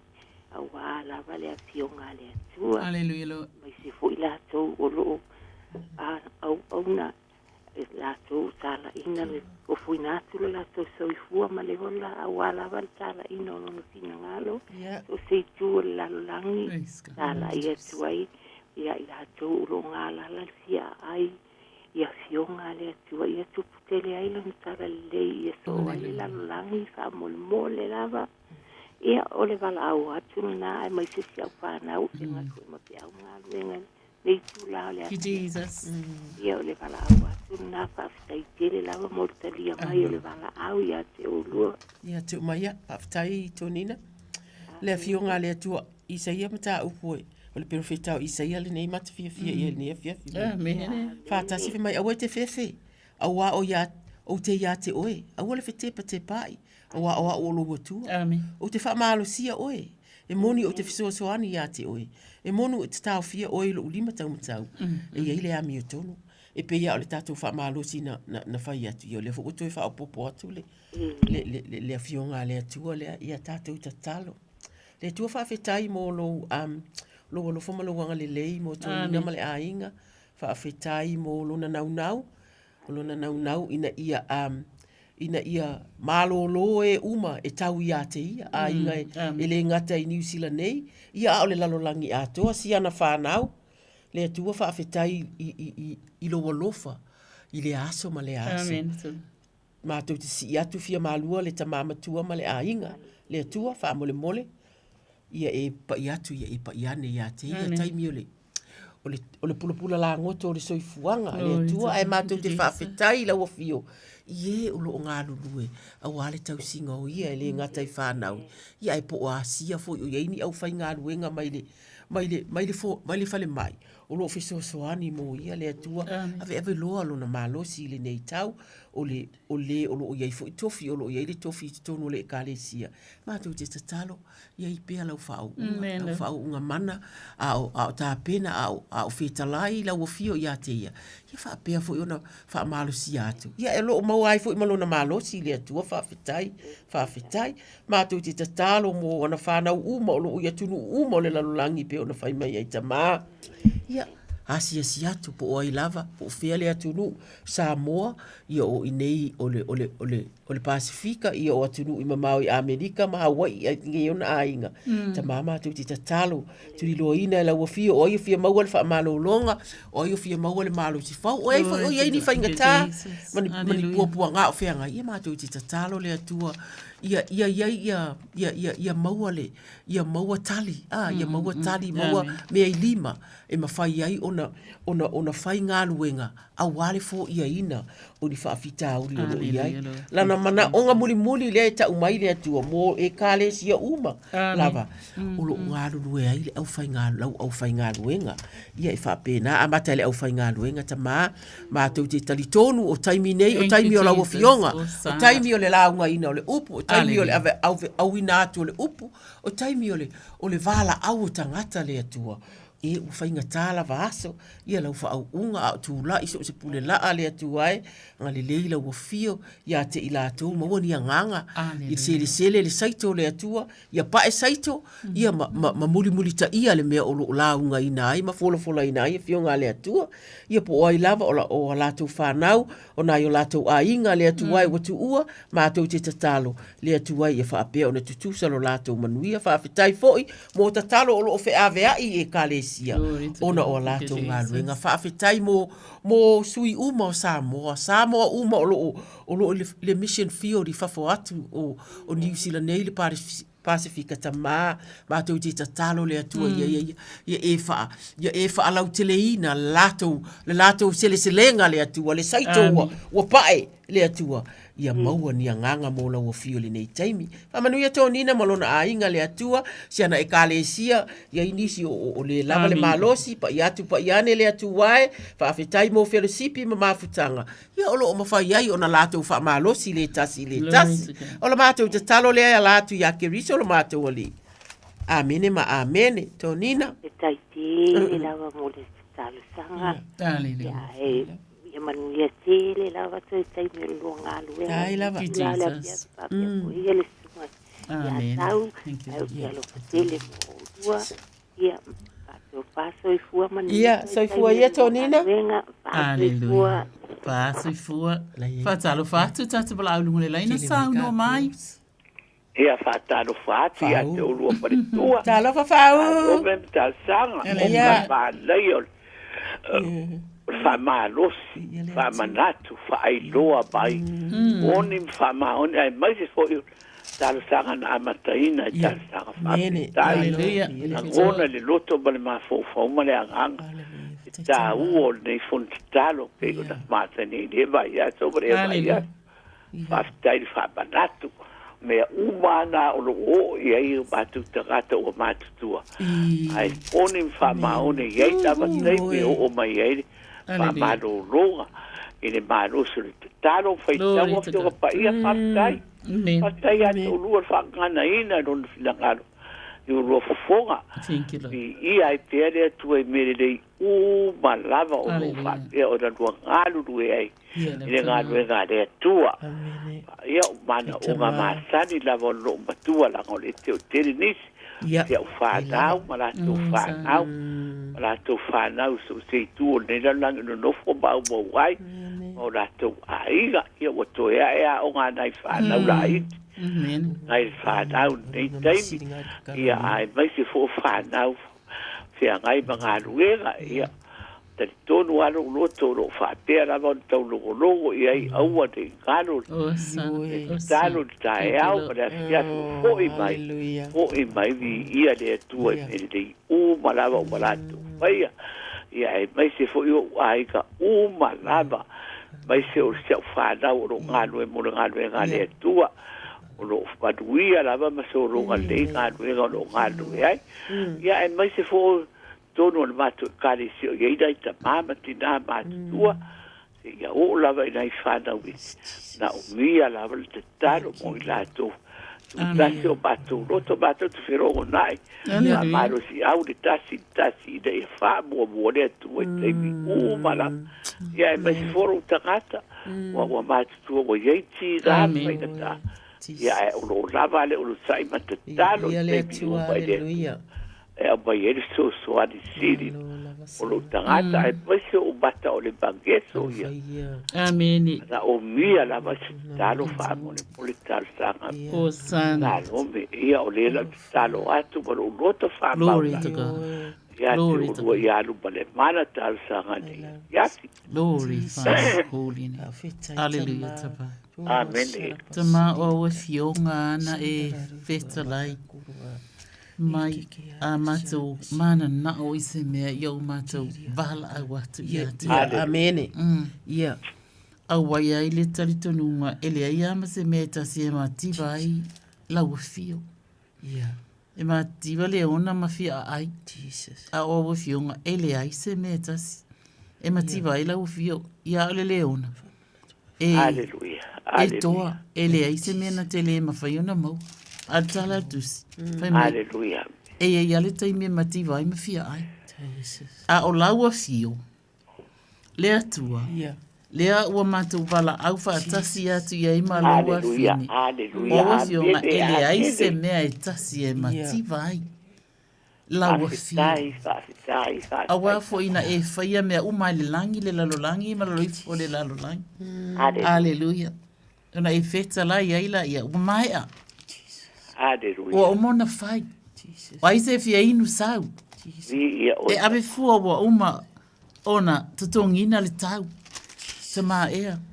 E la ngona lava le alofa. Le atua le ni iafi i le tina ona olona vala au mai. Le atua le mangeso. Aleluia. Le su wafa manu malu Yesu Keriso. O ane ia e whapena ona whaalave ma whaatupua ia le tinga ia pole mangeso e le tino lo wafine. E ta talo ina ia ese ina ele su wafa manu malu Yesu Keriso. Le toto pa ia Keriso se fufulu ese ina ai mea uma ele i whaia e lau fio e lona tino. Aleluia. Te le malu le nā lau fio. Ia o te ba. A o malu fo iwa mātou whanongo longo i ege e sile tō angai tau lopa i amalo su wafa. Aleluia. E fia e wha mau lau fio i to tono o rono loto. Aleluia. Ia o te ba. Wale ngata ina tatalo mo ia. Ai ua tatalo mo ta ngata ese uma o mai masani to tono le kalesia. Ai li ngata fo i leo susunga i whawhia ngainga. Ai mai se o le whanau o lo tala whaauto i le tala ina o lo lava fina ngarupa i wha moreta ma. E le tene mati vai la ufio e o le atua tali ta talo. A pane a patu a pai fo la ufio. Amen. A wa ufio ngai moni o te whai ati ati o tu. O le ta tonu mai ati au. E whai lava ia o ngā ruenga o te whai. Te mai ma whai tina ni ona whai ngā ruenga. Ia e te whai wa o ufionga nā. Talo ina i whaatupu te le ina pealo na whaatu atua malona tali tonu atu ia te oi. Whai mai e whai fo ia mea sili, ia mea. Awa o te alu i lo ta mā. Yesu ua e fitalai lea whiawhine ia te ia. O na mana onga. O ia e alu i lo na ta mā. O e te alu i lo ta mā. O le atua o le pule awa o le langi atua ma le lalo langi. Amen. Lo mātou ta mā pa iai. E tu ina atua i lava ia te oele nei tina e sele alo whamale angalele iso o se tasi. Ta mana te manatua, to iti ona manatua ina umatangata o le ekalesia ona a inga i lea mea o atunu mau ma tunu ulata mai. Le suafa manu malo Yesu Keriso a apani, a apatu, a apaifo iaio a au. Se e pa ia tu tino umalo na tino le atua e maise o mea o lo pena ona langona ina ai e ia le fa la bella mangeso fa tom sua fa iskeritel ese martino o le malu le na le atua o kota katara manda sakara hisi girianda vi ia oelo mata tama ia a watu o a awa lofa maleanga le ia i lato umalava o ye na ia ta ua i lau talo ia ali ngata fo i lea whaafitai awa ele o umalona no futatalo mole nei fo por kalame ai mai se ole radio Samoa le tua whaapupula ia i lo malamalama whaatu pea o ia tama taimi o le pongi sa taimi o whaingata taimi o whaamai taimi uma e whaalabe le atua ia whaalau le leipea e lau fio o na ala. Whaafitai Yesu wa oi o le ala, upumoni, maleola. E ala ia Keriso Yesu. Amen. Amen e whau. Aleluia. Oka. Afitai vi ia le ri. Sana. Ia haru wa le pana o le ri. Daro nei fo ia fiatia e paise amaro. Awe ia lua tuga. Pero sakaro ia lua noto. Hoa lua baro si le tiro loto agaga pare bafau. Oh, thank you, Lord. Ia le ali este bifoi. La lua fo ia tu ia aiga. Ia whalao le tu au ala uma whatau. Ia mali panuia i whanau aiga o no whatari mai. Ia e mai fo le weekend mana ta. Aleluia. Ia e pia o ia e whama pau e whama maulava. Ia e whātou whātou i fua ia. O i sa lobe ma tausanga. So i fua ia whau. Ia re pō. Manu ia tele. Ia whātou i fua. Whātou i fua. Whātalo whātou i wala au le leina mā lo lava le onu sai. Ma lona o sai au e wharikua. Ia. O la whae o i goa. La whae le sa unua whetala ia. Se o fia mau a se piso swangi mua o kamba. Ia, sa unua. Oro, uno urama oro uguku. O karki gai kaure ma whai se ai. E nea whai kaure ma whai ko kau kana kui rungo kene whoki kuro urama. Kushara Maga o nia ia se kakaro wha amore more o fo i mai fo i kai whare mai. O lea ni wala awa kurigei kura. Ia, amen. Alo fai la faele. Fai maile fatalo fai maile salamo le ata vita yo no tolu fai mai o le salamo ta vita a o le vao e pe ya tatou pe a tatou o fai ngata e tau le mafai sa vadi talo fai maile atu ai lo wa tu ala va oi o te ala sa ili ya te oi o fia inu lo wa nganga ya te oi wa o matuana una watu ya te oi ile nu mati e lailo ai ele aini vai tama wa e fa al fofonga ilo watali wa fia maua se feso ani wa fo i mai fo mai ai olo ona manatua lava ola wa fio e yai mea uma fai mai te umia mea uma tama fai mai na e fai le laro langi te umia le wa e feta lai i tama le wa e feta lai mai ia wa fionga olo fia inu ta vita ila wa fio mo lo wanga le leita ma pa iatu pa iane fa mole ya la faele le atua tu tino o na fofonga o tinga tama ia taliton wina ia lo feta lai mai o lo wata li o e la faele o fionga ia pe ona o lofa ya ta vita ia so o tangi mai ya te au e fa apea ona o lofa ya te oi ona o lo tangi mai pa iatu pa iane le atua le mautonu i le mafau ma le loto au fionga o tatalo ua umana avatu au ne fiu le atua taliton wina ilo na fa atua e yailo na atua e sila e yaile a inga e yaile e kalesia e yai wo e yai whanau ma e uma le atua o lo mana na o matatalo ina ia maua se mapusanga tama ai tama po a vai fo mai po a ia matou te tatalo sau wina le atua ia i maua lunga ai matu langa i lunga i la matou tatalo le atua o la ua fio te wha atua ina mea uma le atua ta fe atu lo file mu ia te ia maua se file mu moi file mu le nei po le atua ona mafaufaunga le atua lona mafaufau fa fia ina po a mea na ele lei te tonu le ainga fa nau ia onga o ngā luenga o a mea lana te loa o yailo o walo filima le atua e mātou te tatalo ia fa apea ona ia ifo imalana vi inga le atua e peace la faele peace le file mu le peace le file mu le atua ave atu mo ia tama ile suafa o keriso amene ma amene la faele oi ole o le tatalo fa kai te le lava ya o ro fare tua mo le tatamo fa manire po pe fa fiot ai la lo roga manire le po ia to fa ia soifua la faele ia fatalo fatu tatu bala ulu le laina sa no mai fe ole wo ye singa mapulinga te fa malo sa mo tolu fitu ta silima iva tolu lava te lele taimi te vala au mai ai po mo oe mo lo ai po mo se si fo yo e lo o lo fia mau lava se tatalo ia e ma fai lava ile a o matou fa talitali ia ona si ia tu ni se tatalo matou fa talitali o ne ngalo tolu fitu ta silima iva tolu amen. Ia, po ai lava ho iai fo i se tinga.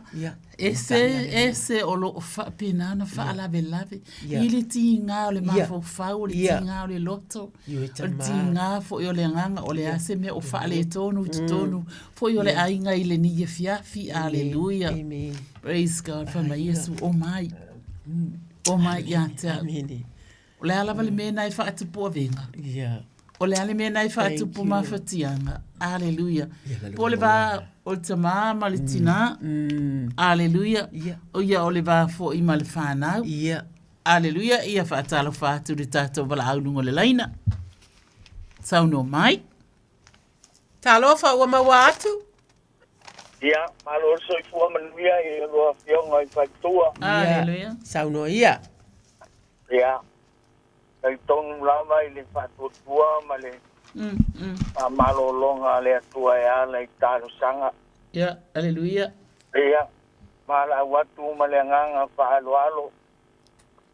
Ia, alua sunga I paletua, whaamole mole. Ia. Mala umia talo. Ia, mole whaatona, whaamalo longa le tinale nei ainga. Ia. Kau whatau toli ai mino moa. Dona mai. Ia, Ia, lo ulapa whaatuatua e. Ia. Te wala au watuai. Ia. Ia, nei whaamalo longa mana. Ole ai. Ole atua. Nero moa. Ia, nei wala au watu lea. Ia. O na au. O au. Ole ale wodi ngā iai. Ole wodi poa. Fua. Okay. Ai sanga ia. Amene ia wai olo o fapenana tu fo ia siasi ai ia ai taruse ia ulia atu se taimi e mai fo ia le atua ia ai te loa o le atua fa fonga tatalo. Ia. Aleluia fa mai. Bala au mai. Yo imene. Fa mai fa loa mai. Amene. Ne na tu te mana na o ai. O le mele le ilo tatu watua. Te ilo wa umana fai ma me uma. Amen. Ai ke risa lungo le nasa tau ma Yesu wa mai. Mo fai le nei mo oto. Amen. Aleluia. Ai lo fa tali mai po le ala lo tatu mana o mai mana o to. Ile la wa e sa no mai. Ele nei afia. O le fa malo longa. Ia le la o feta la Yesu ia ke Yesu ke riso ia toi. O le fa malo longa tina le ainga wa mai a. Amen. Amen. Hallelujah. Wa fai. Hallelujah tama. Awa fo ife mai tato tali tonu ina le upo le tua. Mene, amene. Mai o laua fionga, o le sulu le yo vai. Ma le malama yo wala. Amen. Hallelujah. Te iloa o ife mai ai. Yeah. Inu ai. Hallelujah. Pai mai le auso o ia Yesu. Ia, e wa e fita ma fa mai Yesu ele ai. Ale wa umana wa fa mai. O la umia ai, o le faia le o le fina ngalo. O lo utama o le lane. Amen. Ale faia le o le fina ngalo le tua Yesu. Fa malo lo le mai.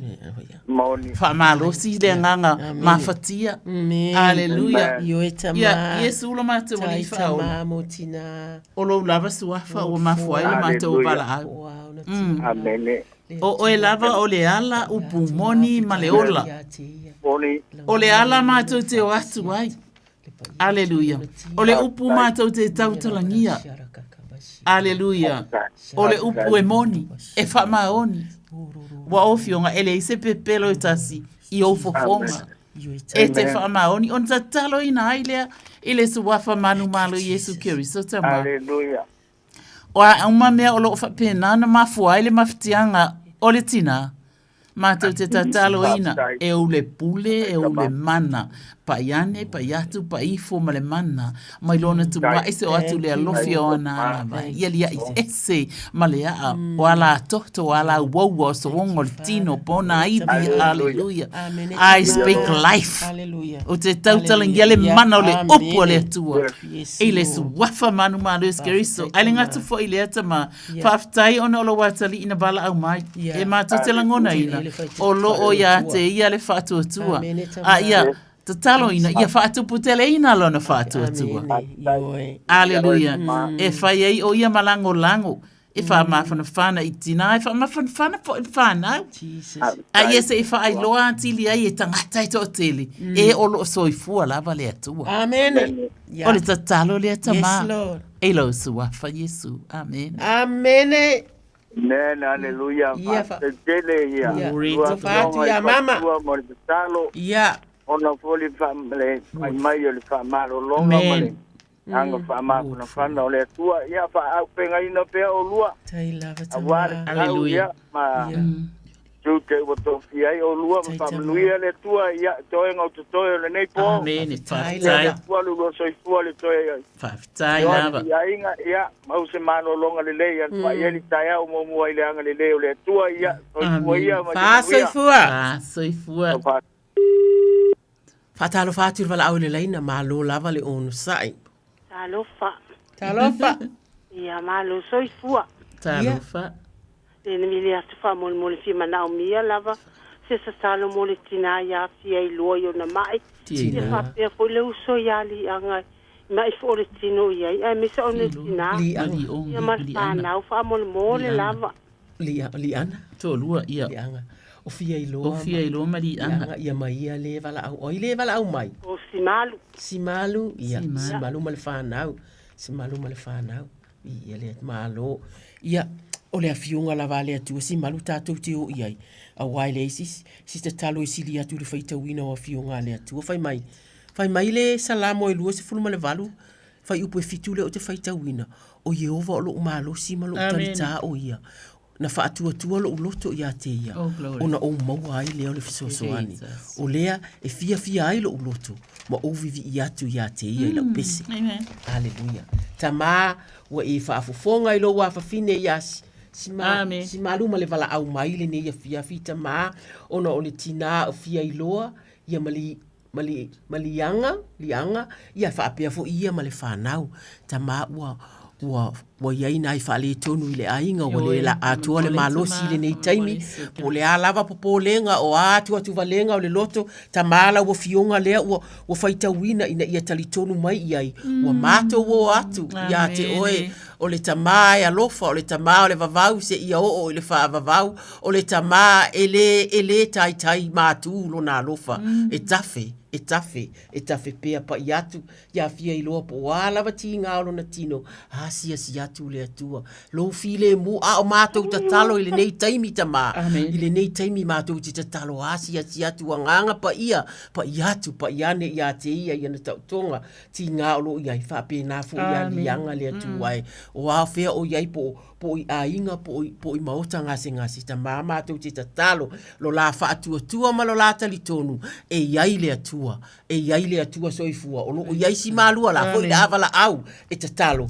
mo sanga masau ma lome e tatalo o mātou uma ia mātou te tali tonu tama o lau a fio e iai le tali o mea uma lava le atua o au a fionga e mana Fatalo mo le whanau si malua o lo whai mai aita ma alo whangia ia onga, alo whangia I tino po o ame o lo umawai whanau le atua ua pesi, ua whaale to, ua telele whaale tonu o le ea o lo mātou o lai.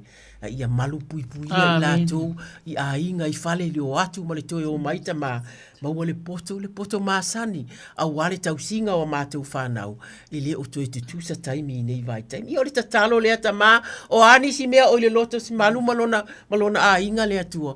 Ia whaapea ona e whaau popo atu, e pei lava o lau māsani, ona o ke riso. Amen e ma amen. Malu. Tai lava, ia manuia le asia alua tinape a fo ia inga. Tai lava. Whaasoifua. Ia. Aleluia. Ia whaatalo whātu tata bla au lunga le laina sau no mai. Ia talo whai aina motu lesi ono sa I mai whaamālulu watu ai toi vala au mai o lo o lava sau o lo o lava minute tātou te talo whaatasi ai. Sau. Ia talo wha. Talo wha sau no mai. Ia. O la uli ni mo ke fongi. Talo fa la uli. E mga umese talo ia. Mai foi ngai. Ko ia. Le man makwa ina. Ia. Foi ngai o uso o skalia. E foi pa mai. Ia ate ke le lava. Ia. Aleluia. La tatalo atu mo la uli. Malona ainga. Ia la uli. Ia. E se le o le atua. Amene. Pa mela na fionga. A whaitou te tū mau ia te au. E tū mau fo ia upu ia te utou. O mea umalawa tu te mana na o iei. Tau te ole atu ai. O te whaia lea mo o tōu. E sere mana i ole upu leo whai mai a te oi a. Io e tama. Whai mai a whaitou te tū mau ia te au tū mau fo ila upu ia te utou. O mea umalawa tu te mana na o iei tu te ole atu ai. O na whaia lea mo o tōu whai mai lea. E vi ia lo ta mai le nei mea. Pe a o tōu fua tele mai. O na iai lea o tōu. O na whaia lea o tōu. Mo o so. Vi ia o e ta maa. Le alo ma le nganga pa ia. O le vala au mai ia alo watali. Praise God. Ale ua mātou whaalongolongo atu. Ai mai se ai, e ile mātou tatonunga, to olua pe to ole wala watu ia to e me mana oi. Ale ua to tele mātou ni fia. Ai, mātou te, mana o mia lava, ile se wafa manu malu yes kariso, ia ngā wai mai olo na loto. La wai mai foi, ua wala au mai o lona ainga o lo iena i ona uso. Aleluia. I so se mea o lo whapena o na iai. I Australia o New Zealand o whea lava le atu o le suwafa manu male iskeriso. Ele pupu o wa au. E te apane, te apatu, te apaifo. Ia e mai se fo e olau sila whanga mana. Male mamalu. Aleluia. E te sila atu. E se lau alofa tama. Awa o lau alofa. Ua sili lava lea mo i mātou. Le ai lava se tasi e tusa. Lona alofa ma lau alofa. Na alofa whaatino. Alofa whaaliali. E le na o upu. Male ngutu. Ai na whaai loa mai. E lunga lava o le nasa tauru. E tatalo ina ai. Le suwafa manu malo Yesu Keriso. Ia mo la ulu le atua. La auli. La auli i le suwafa manu malo Yesu Keriso. Ia wha pena ona e la ai le mamalu o le atua. Ai mai se osi o a inga. Bi ia oelo mātou tama. O uso fo i Australia. Tama ia ta talo atu. Talo sia ia o whaafonga mai. Oa e o i mātou te o iai o e lava o le ala upo moni ma le ola. E mau ai le ola nei. E mau ai le ola e le uma. O le nau ta inga le o mātou loto. Tama e ia ilo mātou wha moe moe. O le wha moe moe foi. A wha moe moe ia te e ola. O na ola mātou wha moe moe. E ola nei. E ola e fo i le ola e wha vau. Ia vi mwhaftai ala ufiota ma le alo ma le ngangpa. Iona o Yesu. Amen. Amen. Malo sanga. La uli. Malo lava. Ya tonu ona. Ua toi fua ia la uli. Ai. Fatalo fatu ile o le laina. Talofa salo enda talo sanga. Talofa. O le fanga masua. Tai malie. Ioe. Ia le atua. Wamai o lua faritua. Ia saunoa ia o le uso tina. Ia. Amalulu waku. Mga mia se kakalo musio a inga. Ia. Ia. Mama ua marikama ia i pukau ale ngakai lea o Samoa se a inga laukele i Samoa o lo whaamuri ai pangua ma kako a inga. Ia le ngakai lea i kako kalo fo i mosio kako malo i Samoa i ko pile mu. Ia o si vala awaku nge i ngei kula walo a fo i kaukele o peiwa. Ia manuia tau sanga fo i oe. Ia manguia fo i kau sanga fo i ake o rua fale koa. Ia o lea le a fai tau le fionga le atuona tatalo ai lea. Tai malia fai mai le. Salamo e tolu fai upa sifurutasi. E tu le pule a Iova e o i le whaavavau. O mafau faunga alona fina ngalo. E a le tu lava. Amen. Ia le atua. E tu mau e whaavavau. E le liua e le malu e lue. Lea uma e fai ai le atua. Ta maa o le nā ua e whaafofonga i le vala au mai. O le wafafine a nganga pa ia mātou te tatalo. Asia si atu. Pa i atu e pa i ane ia tai malia mai tau. Tino o putau tino o tai malia. Ua atonu ua matua fo i le tausanga. Ia po o i taimi ua maua ngofia i le ea ma wha ma i le atu wai se i tulou. Ae mātou te tatalo ta maa malu pui puia. E ala lea le tatalo. E ala lea le talitonu. E ala lea i le mautonu. I mea i te tau na whai, ma le waainga o i la ua. Nā yo la ainga i Samoa ta mama te te talo, whaasala lau atu, no lo whaasi asi atu. O ai o fia maua lau o fio, e o lo whaia upu ainga, e o lo whaia tonu, e o lo i te tonu o sao whainga anu. Ma te te talo i le tau wha, ma mao mai lau o fio. A wānu u ma le tau a venga, o le moe mitinga, mo le rumana i le tuai, ai mātou te talo foi, pi o lana wala au mai i siana whanau. Whanau uma e tau i atai maalie mai i tau. Le tua si atu pa i atu pa i ane. Au o fionga le atua i te tonu lea o latou a inga le tatalo, le tino u pea po o awha inga tae whea ngai ma i latou. Mātou te tatalo latou te manatua pea, o lo puna no mai mātua. I masanga atiri ai fo i o na tatalo i latou le atua. Mātou te tatalo mo le malo i Samoa ma le ta umai e ia tama i o iong luma. Le atua mātou te tatalo i la wami o tonu, ia whaia la wami o tonu le atua ai. Tu ese nisi mea uma le atua o la wafio o lo whaawai i eile mātou malo. Nā o la wafio i te sila fia le sa o ma le se mātou te tulisia atu le atua, asia si atu.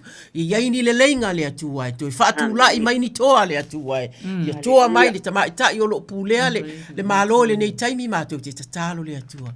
ili tu fama mau mai la fio fa tu pitelina alo fangia le atuai malu puipuia le atuai o ani fa le tonu mato te talitonu le atua o Samoa talitonu ila fio o Samoa puno no o Samoa te talo o Samoa o lo o yai le to fama mau la fio ia fa pia una fola ina a fola ina i pulela a te taloina le au te talo ia ai fa pena le atuai a inga uma mali puno no Samoa ine tunu uma tunu uma lava ia tu watu fa atasi ya matu te talo ia te talo tai mali ma i tau o le talo le ala tu ya keriso lo matu o amen ma amen fa tai mali le on sa ali mut maltai fo ila usaunoanga ia lo palava le tu tamania o lu nei po ai mas fo istama o sau tu mai le po ni nei po alo pale tu tamania ia te o tai lava to mai tai fa ia soifu tai mali lo fa ai tau ia aleluia ia fa talo fatu ia ono sai mai ia tu sau ia tolu fitu ta silima iva tolu lava te le tatou taimi ia na to ali mai sau le ai ia ai fai sau te man tu foi lau te talo le umo tinga ma fau tinga o loto tinga o nganga le tu o ia le o sau lau vala ia talo fa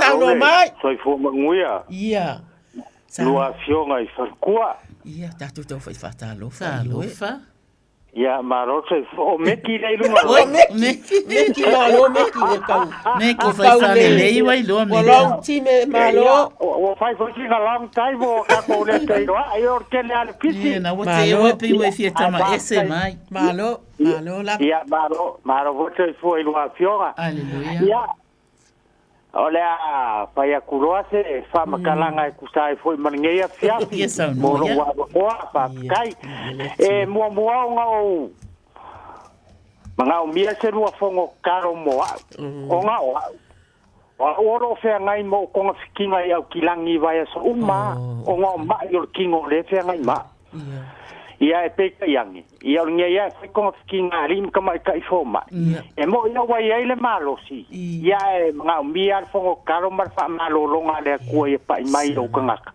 ia ko fa kingo ia o kiu ke fai ko ngoro wainga so singa la kana ia mai se forma po ma kanga mal ma ko e kale si o ma ko le felo o ma ila vo fe ngai ma ia nga mia la se ru fongo karo mo ia fa pe foi si au fa nga o ma ko vala ia uskaria maloi belenkonge ia fa pe foi ngai o ma ko i Samoa o mo foi la o en mai kingo ia ai man ko foi lu fongo karo fa mole ia si ma ko e kale sia ia i ka mama ki ngā ia o whanga u fo yo ia i se si ora ko mo fo i mai urki ngo ia mang kui fo i lua fongo kalonia tia ia malo wanganga whaararo ia lela tuati asanga praise God hallelujah te rola oi ia mai manga ia le o le whalongolongo atu i lau mai ia i lau sao noa mai amen o lo atangia mai o lo etu mau yoe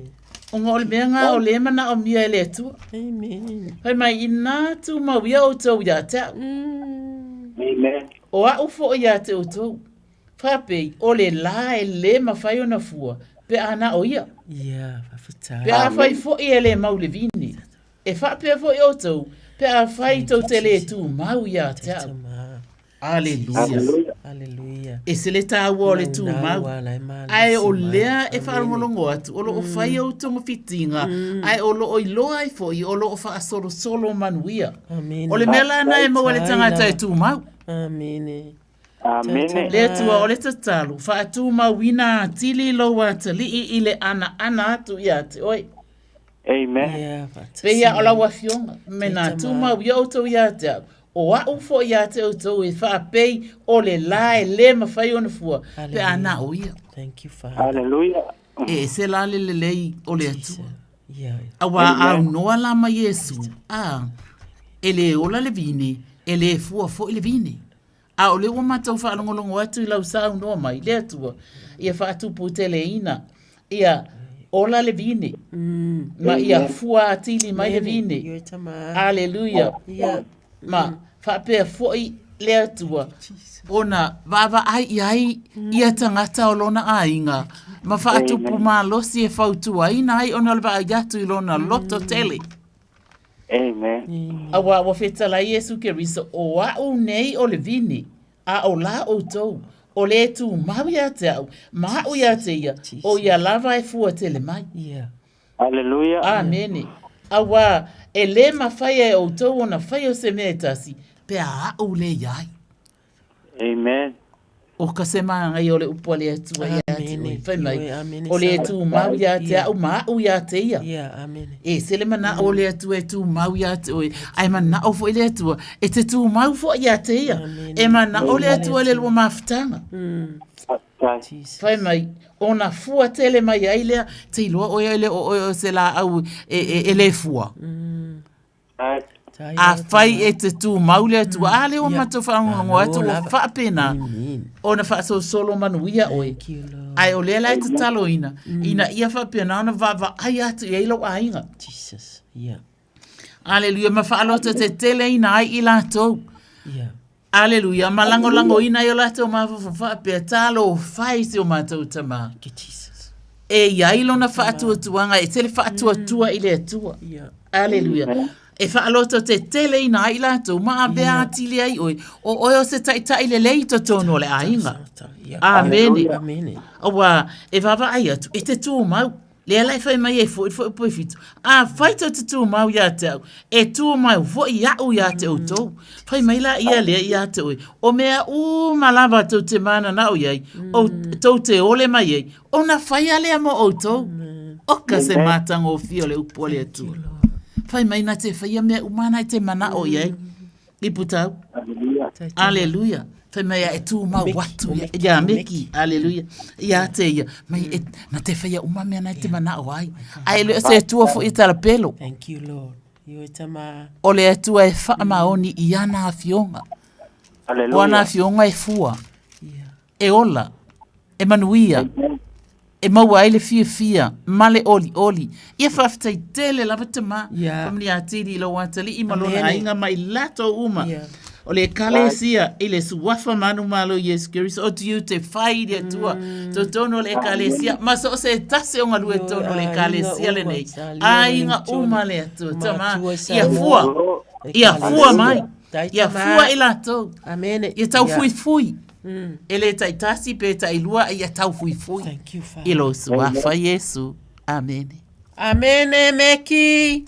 Ia, whamaro whaftai, lua vate lua ngia tiati. Aleluia. Whaftai more whongo karo whongo foil. Leli, kusai foil more whongo karo whafkai. Paulawar kala meki ningea fia. Ia whamangia kelele tua inua onga I whatkua. Kai kola kala fileli makuamat fua e whai malanga kua iai. Anokangia ele kua e kau malam whala vila veilunga leala. Tai meki. Moka malawa. Ia maua whai ngā malolonga file muman manguia. Ia, alo whaku fo ia orua ia whapea fo ile uso ia sawo kula I maningea fia. Tai lava. Soifua Meki. Soifua. Amene. Whatalo whāturu wala au ele leina sauno mai. E wai toi mou whaamalie atu toi wala au mai. Toi piki I lunga le telefoni tolu fitu. Ta silima I watolu o lo ma whaatali. O lo te le malava taimi e mai a saue. Tātou ti tatalo ai. A ole a o whaitawina le fionga le atua asanga. Whaitawina le fionga le atua. Mamita ia tātou laina. A whai e tua I mai le kōri ono tatalo le amonisi a tāmana o ngā asanga. Whai mai le salamo e tōru se furufaa. O te whaafetai ia Yehova ia so umalava. E le au noa ona vi inga I lo umutu. E mita lo uanganga ia Yehova. E whaalongolongo ia ie ua puapua ngā ina. Ona lātou fia ai lea. Iau tau whaanene e atu ia Yehova whaatasi mau. Ma ia tātou vivi whaatasi I lona tuafa. Whai mai tā vita na o sa ili ia Yehova na tali mai lea o ia ia tia. Mana lawe ina au ai mea uma. na o fe ai. Amen. Na lato vava ai atu ia te ia, ona wha oli ina leo i lato. E le ma fo i o lato mata, i o vau aula mato ta ma. Te mea ne ua mato to ele maua e na vala au mai le atua. O lea e te feta lai, o lo ata li i lea e o ta vita le tupu, sili o na tauta ua, ona o le tangata, e lata lo na nganga ia te oe ta ma. Na va ai o ia i le mata utia o au ngā luenga ta ma, po o ai lava ne i le to e vala au mai, ai mato ti ta talo, o mana onga o lo i le loto, o mana onga o lo i le mawhau, o mea na mana o mia e tala noa mai ai, ta talo ia whaapea ona e asia si atu ta ma e whaapea ona e whaamalo i lea a inga, i lea whanau, ia po o ia, po o ai foi, po o ai lava, na vala au mai, suafa o Yesu, amene. Sau noa mai le o ilungo le laina. Malol soifua, o te whaftai atu ia te o lua whionga whaletua mo le fontal. O umana onga e tuina atua umale whanau e mana o mia se talo. Moa, o lo unua o mata iwa Miss Patti. E tuina atu foi le whanau ale tua ngane ia Robert. Ia whaloto tele o na uatu ua e le tina. O te tuina atu foi le nuo Israelu vi wha mole mole. Ale ngata foi le tuina atu sia mato e ka le sia. Le sunga le whawhengainga ia John Passi ma le whaletua. Ale ngata foi le o lo foi Sofia sia mato e ka le sia e tuina atu ai i le fono talo i le neia fiafi le suafi sukeriso. Praise the Lord. Yeah. Malo le soifua mataiva. Talo fai lea. Taiva. Le fatoa umatu au na tatalo. Ai fai maile a fionga le atua. E tola wapile a ngelu i ova i si umi ai o matatau ia te ia. E lave a i foi o ia ia te i latou. Tātou tatalo i ova o aula mātou ta maa ua i whaafafonga. I le vala au mai alo ua whawhine o mataiva le atua. Le atua i le ngata mo taitai John Passi ma le whaletua. Ai mai se foi a inga le atua e na vala au mai ai. Ua e si la fia. Ua uma ona the Robert family. Ia o le malimsa ia. O le wha mai se. Na wha mai se nga le atua. Wha noanga o lo iai fusi ai le a inga. Ia wha pena foi malona nau atu. Ia Israel ta ma o le te feta lai e to la wapi la angelu i tali tonu le tangata e loa la wafio le tu haleluya e tali tonu ai ato e fa ai ato e fa faita watu wa wafiunga e atili ai ona fa maonia yo la tu luto o lo ia la pui nga mana e ui ua vala au ina e pele ia i lātou. E ui inisi ele o lava le malosi le atu ai. E ui lava iso se tasi. E tau ia mata iwa. Le au Robert uma le atu ai. Mātou te tatalo le atu ai. Au fia uma mai i le mātou tatalo. Na wasi e singa le atua. Lau wha mai senga. Ia ave loa lo wanga le lei le atu ai. Wha mawhana whananga e ala mai e kale sia.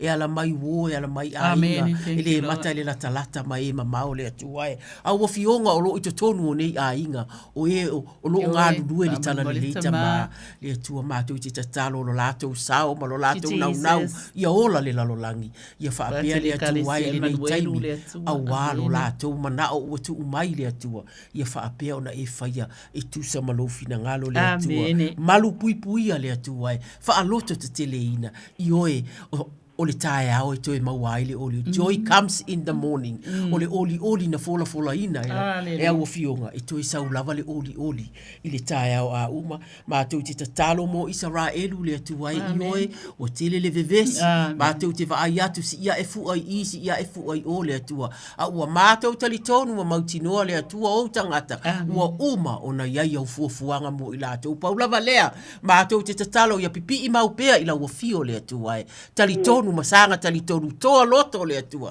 Ia avea lo lato whaatua. E whaatua sina ina uma i lava ni Palestina po Hamas po oi lava. Ina ia o lato si i lima matalia ke riso e whaima o lato whaola le atua. Whaamalulu ina loto. Wa afia le atua. Ona o le whainga tā o mea o lo tutupu mai. A o le file mua la wafio le atua. Mātou te tatalo. Ta wheatu pea i lo nuu le atua. Whaamalolo whaatu lai le atua. To e faise vai tau fou mo i lato mo le nei taimi. O le tatalo lea whaamanuia ia mataiva lea tuae i le suafa o ke riso. Amene ma amene. Aleluia. Taiva. Ia Faiba, fatuloto. Tai tele lava mo le talo. Pe ia le li famai le afionga le tua. E muli atu le failonga e fatu tua. E te tuli o tau te moni lo ngoa. E tau tala o tau ngana fo. Sa ngofi o tau ngata. Apai foi e inse me oti ai. Ele a faina i lava. Famaluia le tua i lua afionga fale tua. Tiu te angelu pe lua file mea. E te lua toi fo i atu ai. E ele fa unga mana le tua i ate o lua fale tua i suafa Yesu. Amene. Amene ma amene. So i fua ia. Hallelujah. So i fua. Ia whātalo whātu tātu walaulunga le laina. Wava noa mai tāla. Toi sau na whatu a pē atu lau telefoni. Fitu tasilima i watoru ia e ai. I te le ale mālosi o lo lava Hallelujah. Le leo mai le ali i tu lau e te talo ai sanga ia o pu. Toi whau matu lau te talo fo ina. E le uma lau te talo lea. Hallelujah. Tana toi pōpū tinga ma fau ma loto ma nganga ia. Hallelujah. Glory to God. Pai mai tala tu spaia. Ele sili lava le alofa o se tasi le nei alofa. Amene. Taita ma. Tuina atu e se tasi lona ola. E su ia e ana wo. Amene. Te loto. O tātou wo Yesu. E serifia fai o wo Yesu ia e tātou. Ale ai sa wo. Ia o te whanau noa. Ia leo whai loa mai e Yesu. O la tātou wo o ia whai mai. Taita ma. O a upula ingale nei ia o tau whi alufani. Pei ona o walo whaatu ia te o tau. O le nei vai tau. Wa tele mea e whi whapena no sa ia ai ma fau lota o ma nganga. Ai tali tonuina le suwafa manu malo Yesu Keriso. Ia whamanatu ia iau polo inga. Lea o e whetala iai whai mai. O la upolo inga le nei. Ia o tau whi alufani. Pei ona o walo whaatu. Ia te o tau. Aleluia. Ale whai mai. E le sili lava le alofa se tasi. I le nei alofa. Tuina atu e se tasi lona ola. E su ia i ana wo. Whai mai la ia. O a wo o tau. Pe a whaito te whaia mea umalava. O te whaia tuai. Ia te o tau. Wai mai. O te leta e ta ua o tau au na. E se le ele o toe fia mana o Yesu I whai tātou mani au na e mana o tātou tino nofo whātasi. Whai mai. Aleluia. O le mea e whaia e lona ali a wa o te tā ua o tau o wo. Wa o whai lo ia te o tau mea uma na o wha alongwa I lo utama. E se le o mea e tau tala mai a Yesu ia e tātou ele amai ni tala le anga. Ai amai tala le lei. O tala o le alofa tu no le atua. Ele le ei whai ngā malo. Ele le ei a inga. Ele le ei uso matua ngane. E wha le le ei whanau. Aleluia. Ele le ei fo I tutonu o ngā luenga. E wha le le fo I kalesia. Oh, hallelujah. O ka se le le o le afionga le atua. Le whai mai e le tu e tā ua o tau o au auna. A wai le loa le au auna le mea e whai e lona ali. Ma aia mana o Yesu e te sila fia ma o I loa mea lana te whaia. E le poto na na Yesu. Ai poto whaali ali e manao. E whaai loa mai ai tātou mea uma o lona ma lo. A wai mai wa o tā ua o tau o a uo e fia whai Yesu. Fia whai wo Yesu ia tātou. Wa o wha loa ia te o tau mea umalava. Na o wha alongo ai I lo utama. O mea ia mana o Yesu e wha loa mai ia I tātou oka. E lea mai se tupole nei lalo langi. Pe a mai e se matai o le tau ainga. Pe a mai e se tama. A o lea wha whetai tele lava tama. Whai mai. Wa o mea umana o wha alongo ai mai Yesu o mea umana o wha alongo ai lo utama. Ia lea wa o ta watua e a te o tau. A wa e se lelele o lo utama. Whai mai. Tau te le I whiriwhiria. Aina o whiriwhiria o tau. Wa o tu ina atu o tau. Ia o tau wo. Ia fua mai ni fua lelei. E se le mana o Yesu. Ia I tātou. E le mana o ai se mea leanga. Ai mana o ai o tātou wo. Ele ngata ina ia tātou wo, ai tātou wo fu, ia fua. Ele ngata ina fua, a ia fua mai ele na au na so ona fua. Ai whai mai, ia fua mai, ni fua ele lei, ali I salome. Amen. Fai mai o ia fua mai ni fua ma ia tu mau o tō fua. O lono winga ele mana o foi whawhetai e su e se lo le te le mana o whesu ia i o mato o langa mo mato fua. Pau ale mele te mana o ia whai o mato whaale tonu le nei vaitau. Ia su ia tu loa ina ia mato a fua le lei. Fai mai ina ia fua ina atu ia te o tau ele tamā mea umalava. Tau te ole atu ai ia te ia. Ei lo wingoa o ka whawhetai e su i lo tuafa. Ua whaatanga o ngai whamanianga le atua. O whamanianga o le manuia e leo langa nei. Ma le manuia e leo lai whavavau ona o Yesu. Amen. Amen. Malo sanga. Ia o le lewa e mo mai le tā laina. Malo lava le ono sai. Amen. Ia, o le whaatali, toi titi a kiliki. Ia, ato no lai tala noa masau. Ia, tā lofa sau noa mai? Tā lofa oli? Oi. Tā lofa lava. Aleluia. Ia. Ia whanonga kuleo on kakunga kano. Glory to God. Lua soifua. Ia te oe le uso. Ai sau noa ia, po le ale tātou. Aleluia. Mea tātou te tatalo ai mo oe. O sio kamale i no pali. E sa so we ma ia le ngofonu mai o le di makua le tiale.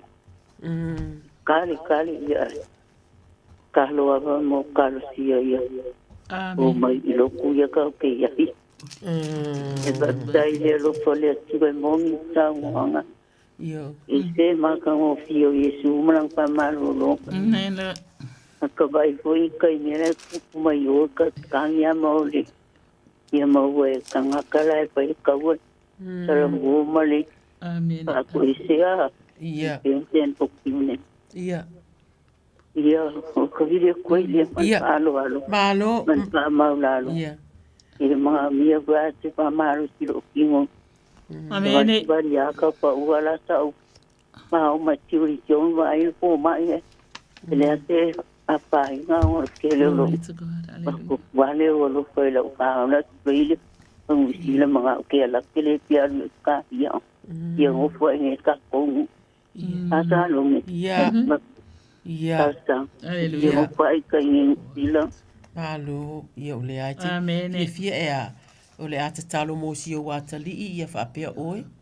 Ia whaamon mole o le ia. Kele whai e pule ane me o kupu ale ai. Ia. E mo whai ima. Ia. Anu whai. Amen. Ia tātou tau whai loto te tele, tātou tali tonu i le atua. Whai maile salamo e tolu fitu. Ia e fia lava oe ia Iova. Amen. No fo ina le ia te oe o mea mana o ia ilo loto. Mātou te iloa te fia ia Iova. Amen. Whai mai lesi whai upa oe anga malu e whai mō lātou le nu. E wha fia fo i lātou ia te i lātou. Ono o le manuia lātou olo ia te i lātou. Iova au mātou ta mā si atu le uso ia oli i laua fio le atua. Ma si ana tama o lo o maua Glory to God. Wha ama i le tino. Mātou te tatalo si atu mua oli le atua. O le tina ua iloa o maota. O le tina ua iloa le fia. O le tina ua vaia lo mata ngō fia. Ua tofo. I lo le lei le tele o taimi le atua e ua tea. O lona soifua. Mātou te tatalo mo ia le atua. Ia sanga o na vaia pea lo ua lo filima. Lo a au. I to tonu o mea le lei o lo o to tonu. I lona a inga po o le lei po o iai taimi e vai atu pe ese lea mea. A ia va ai ia turi mata i lava ia. Po o fea o iai le aulo ta maa lea na pai mai ai. Ia te au ia taimi o mawai. Lea na malolo ai isi na o talo ai. Lea na o tala ai o fionga. Ai na wha longo mai mamalo lātou fia. Lea tua wha manatu ia i le uso ia ori lea tua i le matautia o le tautua, le matautia o lana manatua lea tua. O mea le leina e whaia mo ia, ai maise lana au na i laua fio. Lea tua e lea taimi se ia o mai le nei taimi. O lana tangi i laua fio i lona alo lea tua e. Pai atu, pai ane lea tua. O tale ma mea ua iai o le ea ua mātou te tatalo. Ia malu pui iai le mautonu i le tangata lea tua. Ia le mautonu li tangata i le mea i te tau na whai le atua. Mātou te tatalo mo ori le atua e, malana nau ina ia maua e lona atali le atua e, ki riso le whaola le atua, o le nau ta inga uma le nao i mātou uma le ne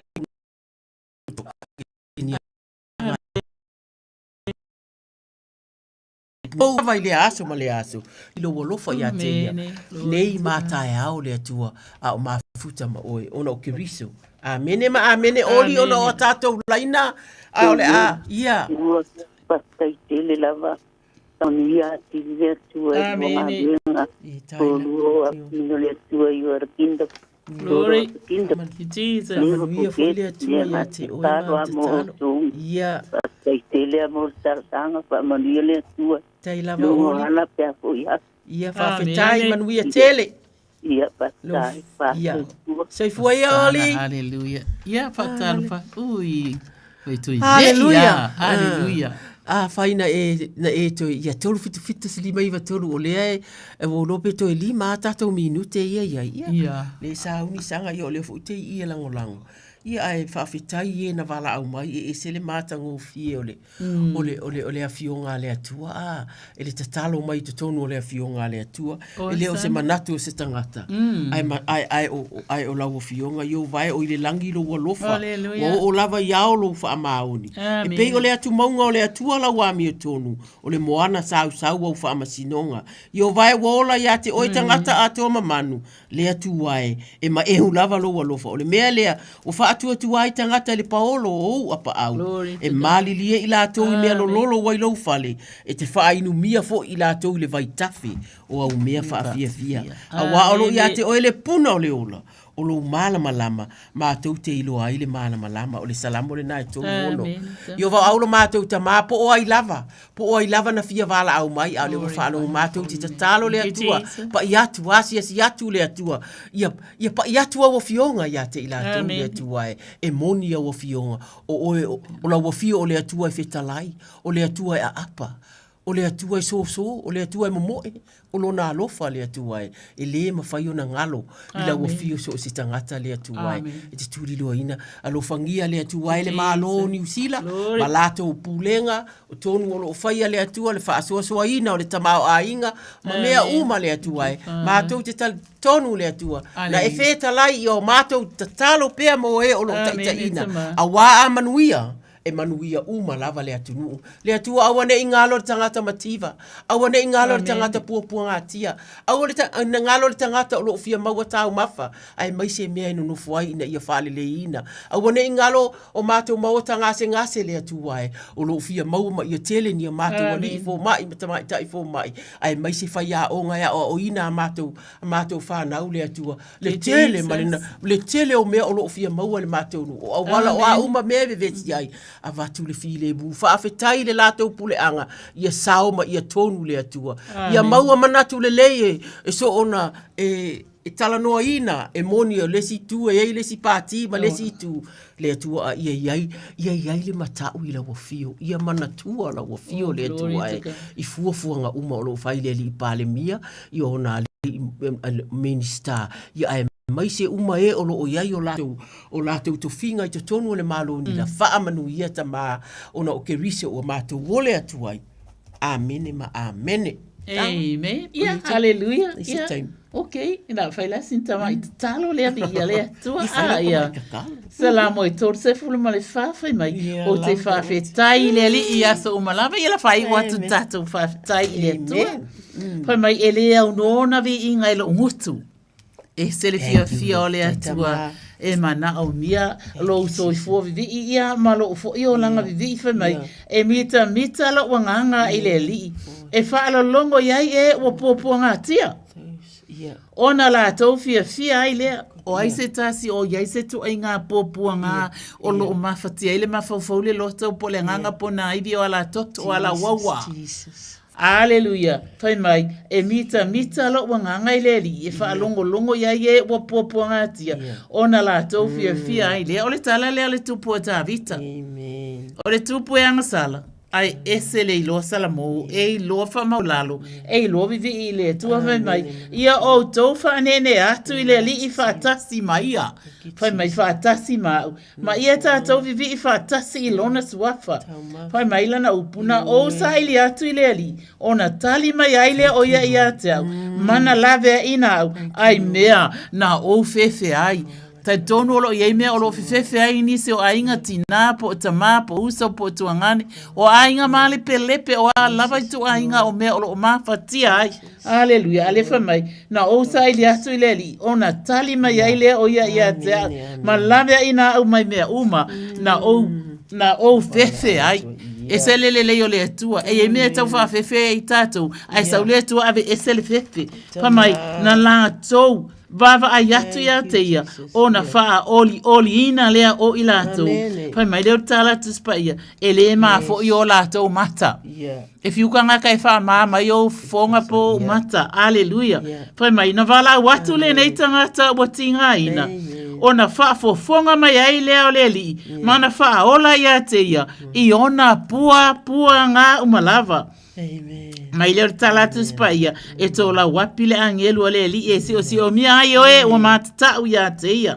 E la vea i fo i o ia te i lātou. Fai mai, e nā tofo ia outou. Ma ia outou i loa. E le leile li. Fai mai, amu ia lava tangata.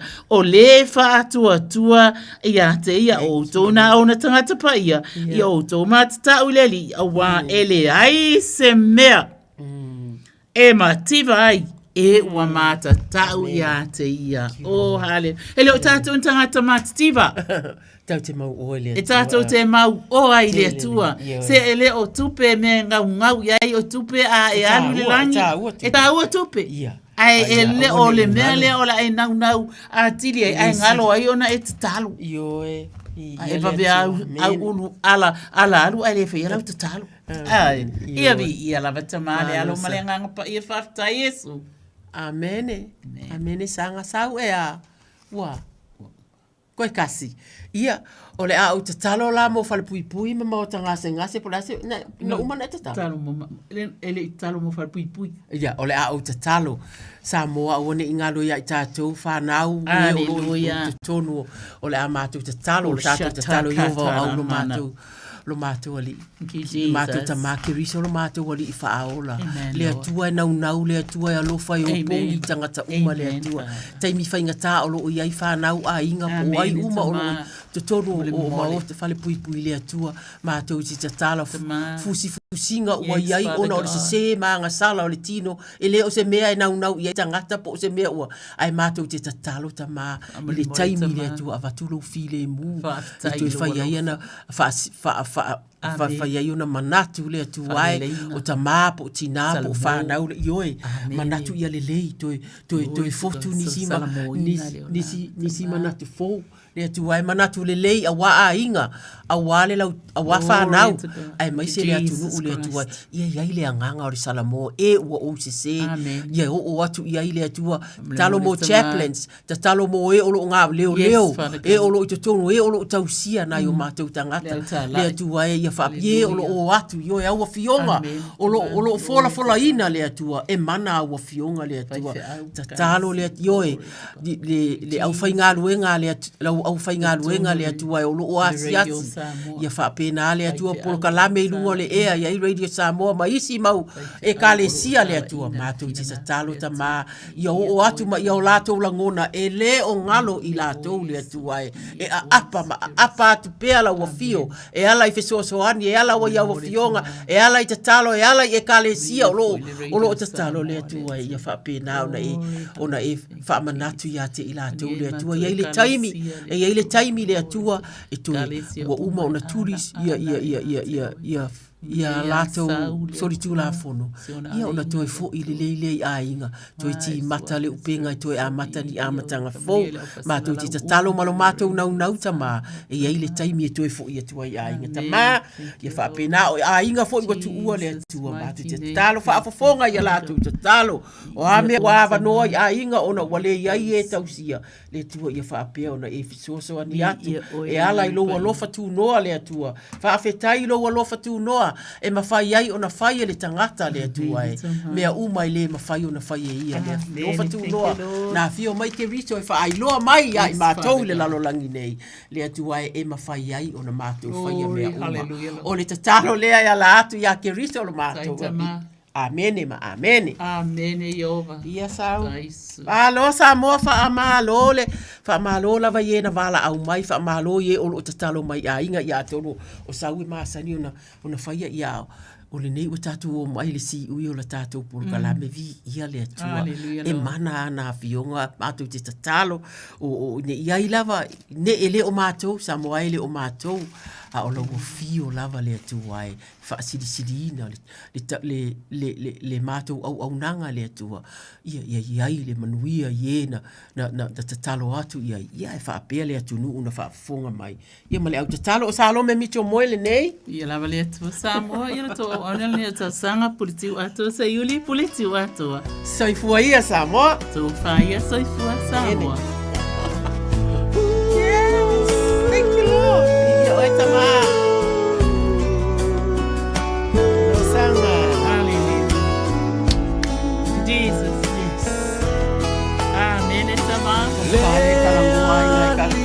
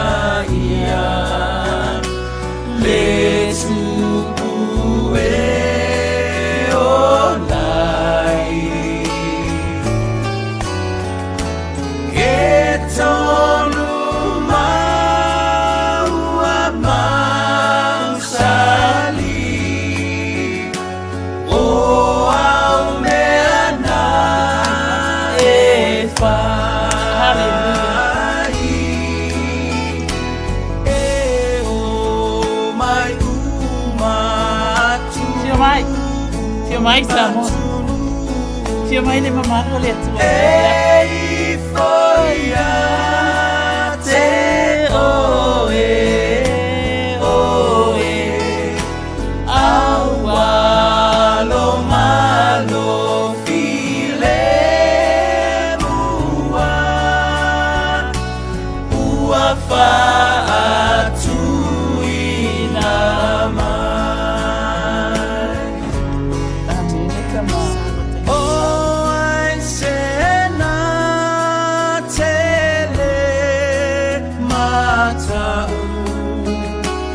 Ilo mata utia Olo sua fanye ovae O ai sele vivi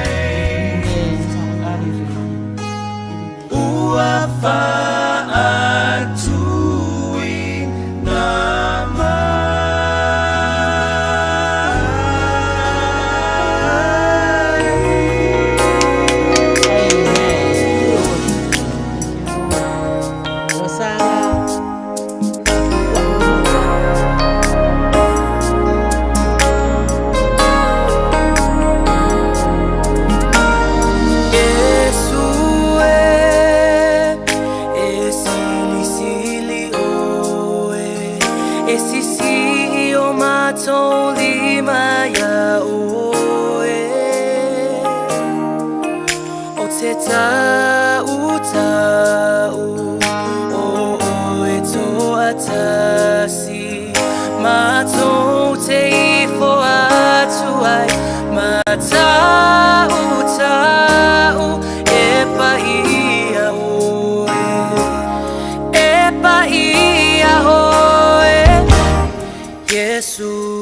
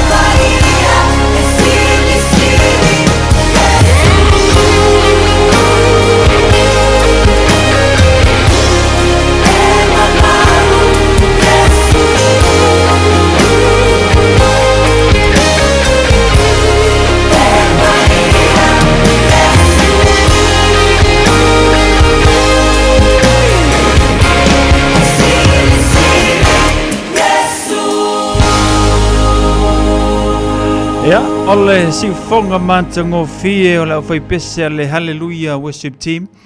Ia male tatou pese na ia Yesu e sili lava oe. Ia mai le latou siti e le ilewa neio na tataraina. Ia pe o na ele Kalesia Worship Center i o tahu le sunga le whawhiangainga Pastor Sepi Paulo. Ia mai se le Worship Team. Ia pena langi ina na iwi inga le napo na i pespesenga whale nganga le na. Ia wa ia le tātou porkalame pe o na iaile nei vanga le whiawhita walunga tua ile tautua nei tina. Salome Mitro Moe le ngata foilo tina ia talusanga se iuli politiu antua male te tātou porkalame o le tatalo mo oi. Ia taua telefo i le tātou porkalame le nei wa ia le tātou atinu u. Ia wa me monia te le teimi tātou te ngalo ai ona whaini tātou te talo. Me mongi al meanga. Ia, e fuli teimi fuli lipi whai atu le tamao le ainga te talo molo mai. Ia, ai pi fuli lipi kau wha keme ea wani whaafonga le tunu. Pi tau wha le masani. Ia, mana ia la le wha masani i o tātou. Mama il whanau. Ia la kwa te talo luno siau whanau na i wha malolonga le atua. Whapena fo ina i o matua ta mamal tina. Ia a mai fo i siu to lua i o rau me fo ngai whai. Na ku tu i o lima i lungo luna ulu po se vaenga o le tino ti ngai te talo ai. Ia e lor ka kuli soror fo finge fo i mea ai a mai ngai alu le e vaiva mai o malai kapolo. So ia ko ke ora le anga wa penga. Tulanga la le nao le tātou porkalame nei vanga la fi mo mole tuai le whaftai tele. E nei tina tu sai fo ma le tātou porkalame le nei po teilo e whaisi telo nei tutuangia nei tina ile nei vai aso a miso le tātou weekendi ia ai whaavanoa mai lava le teimia wale whaatawa ino le tātou porkalame o le tatalo mo oi. Ia manamanatu mo walunga ua pai atu le au wha malolo le tua i le tātou atinu upeo na maua mai le tātou porkalame. Mai se i lātou sa maua mai a wanoa ia te wala au mai i le tātou porkalame o le tātou fono te talo i le nei fuwanga le fiafi. I o le ki nā o mea umo le nei o langa tātou ti iai te soifua mo o wolai o le tatalo lava o a mea whaingata i o awha fita auli. Lai se malosi o tātou e whapena on tātou tali atuai ia ai wana o le tātou tatalo ia whaatasi ma le ana pongi ia o le tali na o mea uma mo tātou. Ia angala leile atua le tātou tino u whaatai le whaatasi mai le tātou porkalame a maise ia o i lātou uma lava pio na mala au mai angala leile atua ia te o tau maua pea lana whamanolonga mo o tau. Whamanuia fo i le atua i nei tina toi tali watu i maota malawa.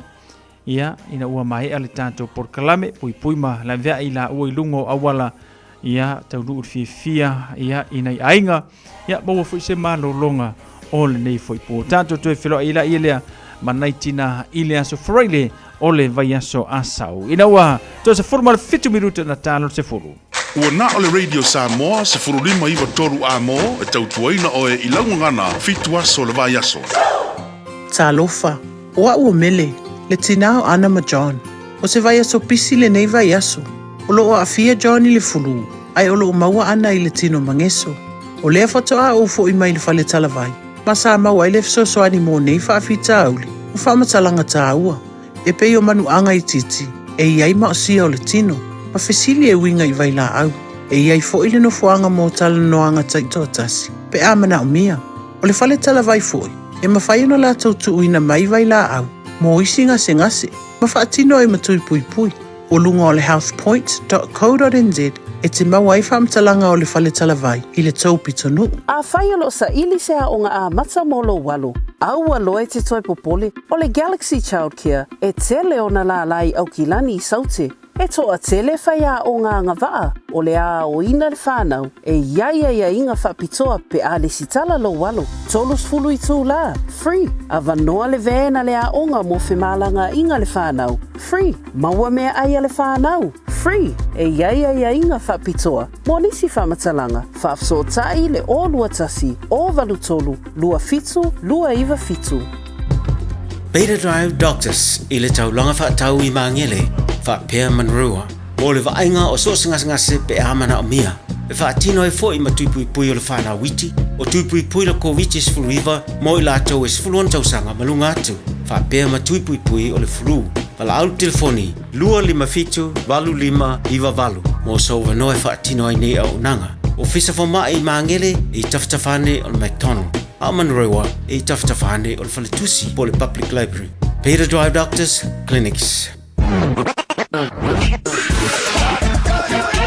Malo soy fua, o si fufonga Samoa, Radio Samoa, tasilima iwatolu amo, se kia Radio Samoa. Whawhero I atu ma whamonu atu malolonga le neipo Amelia Mikaele, whawhteit whaatasimai, a foa mataio sui fumanuia, Nei Fenelevi mai lunga le tanto YouTube channel Selina Siosi whaapteile whaatasimai Henry ya le ngata foilea o I lato umalawa pe ona maua mai le tanto porkalame ma le tautua le Radio Samoa I le nei fo I aso whareile se fulu whamiruta na tā lor se fulu.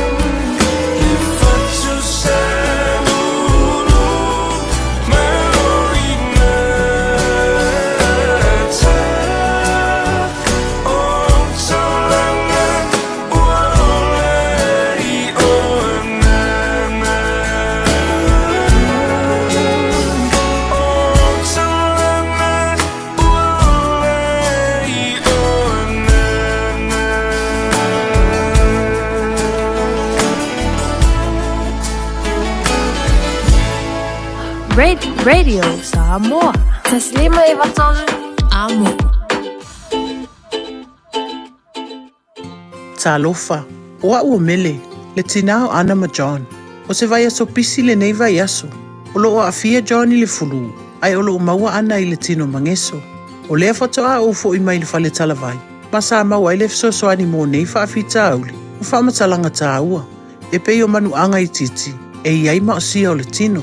Ma fesili e winga I vai la au. E iai fo I le no fuanga mo tala noanga taito tasi. Pe amana o mia.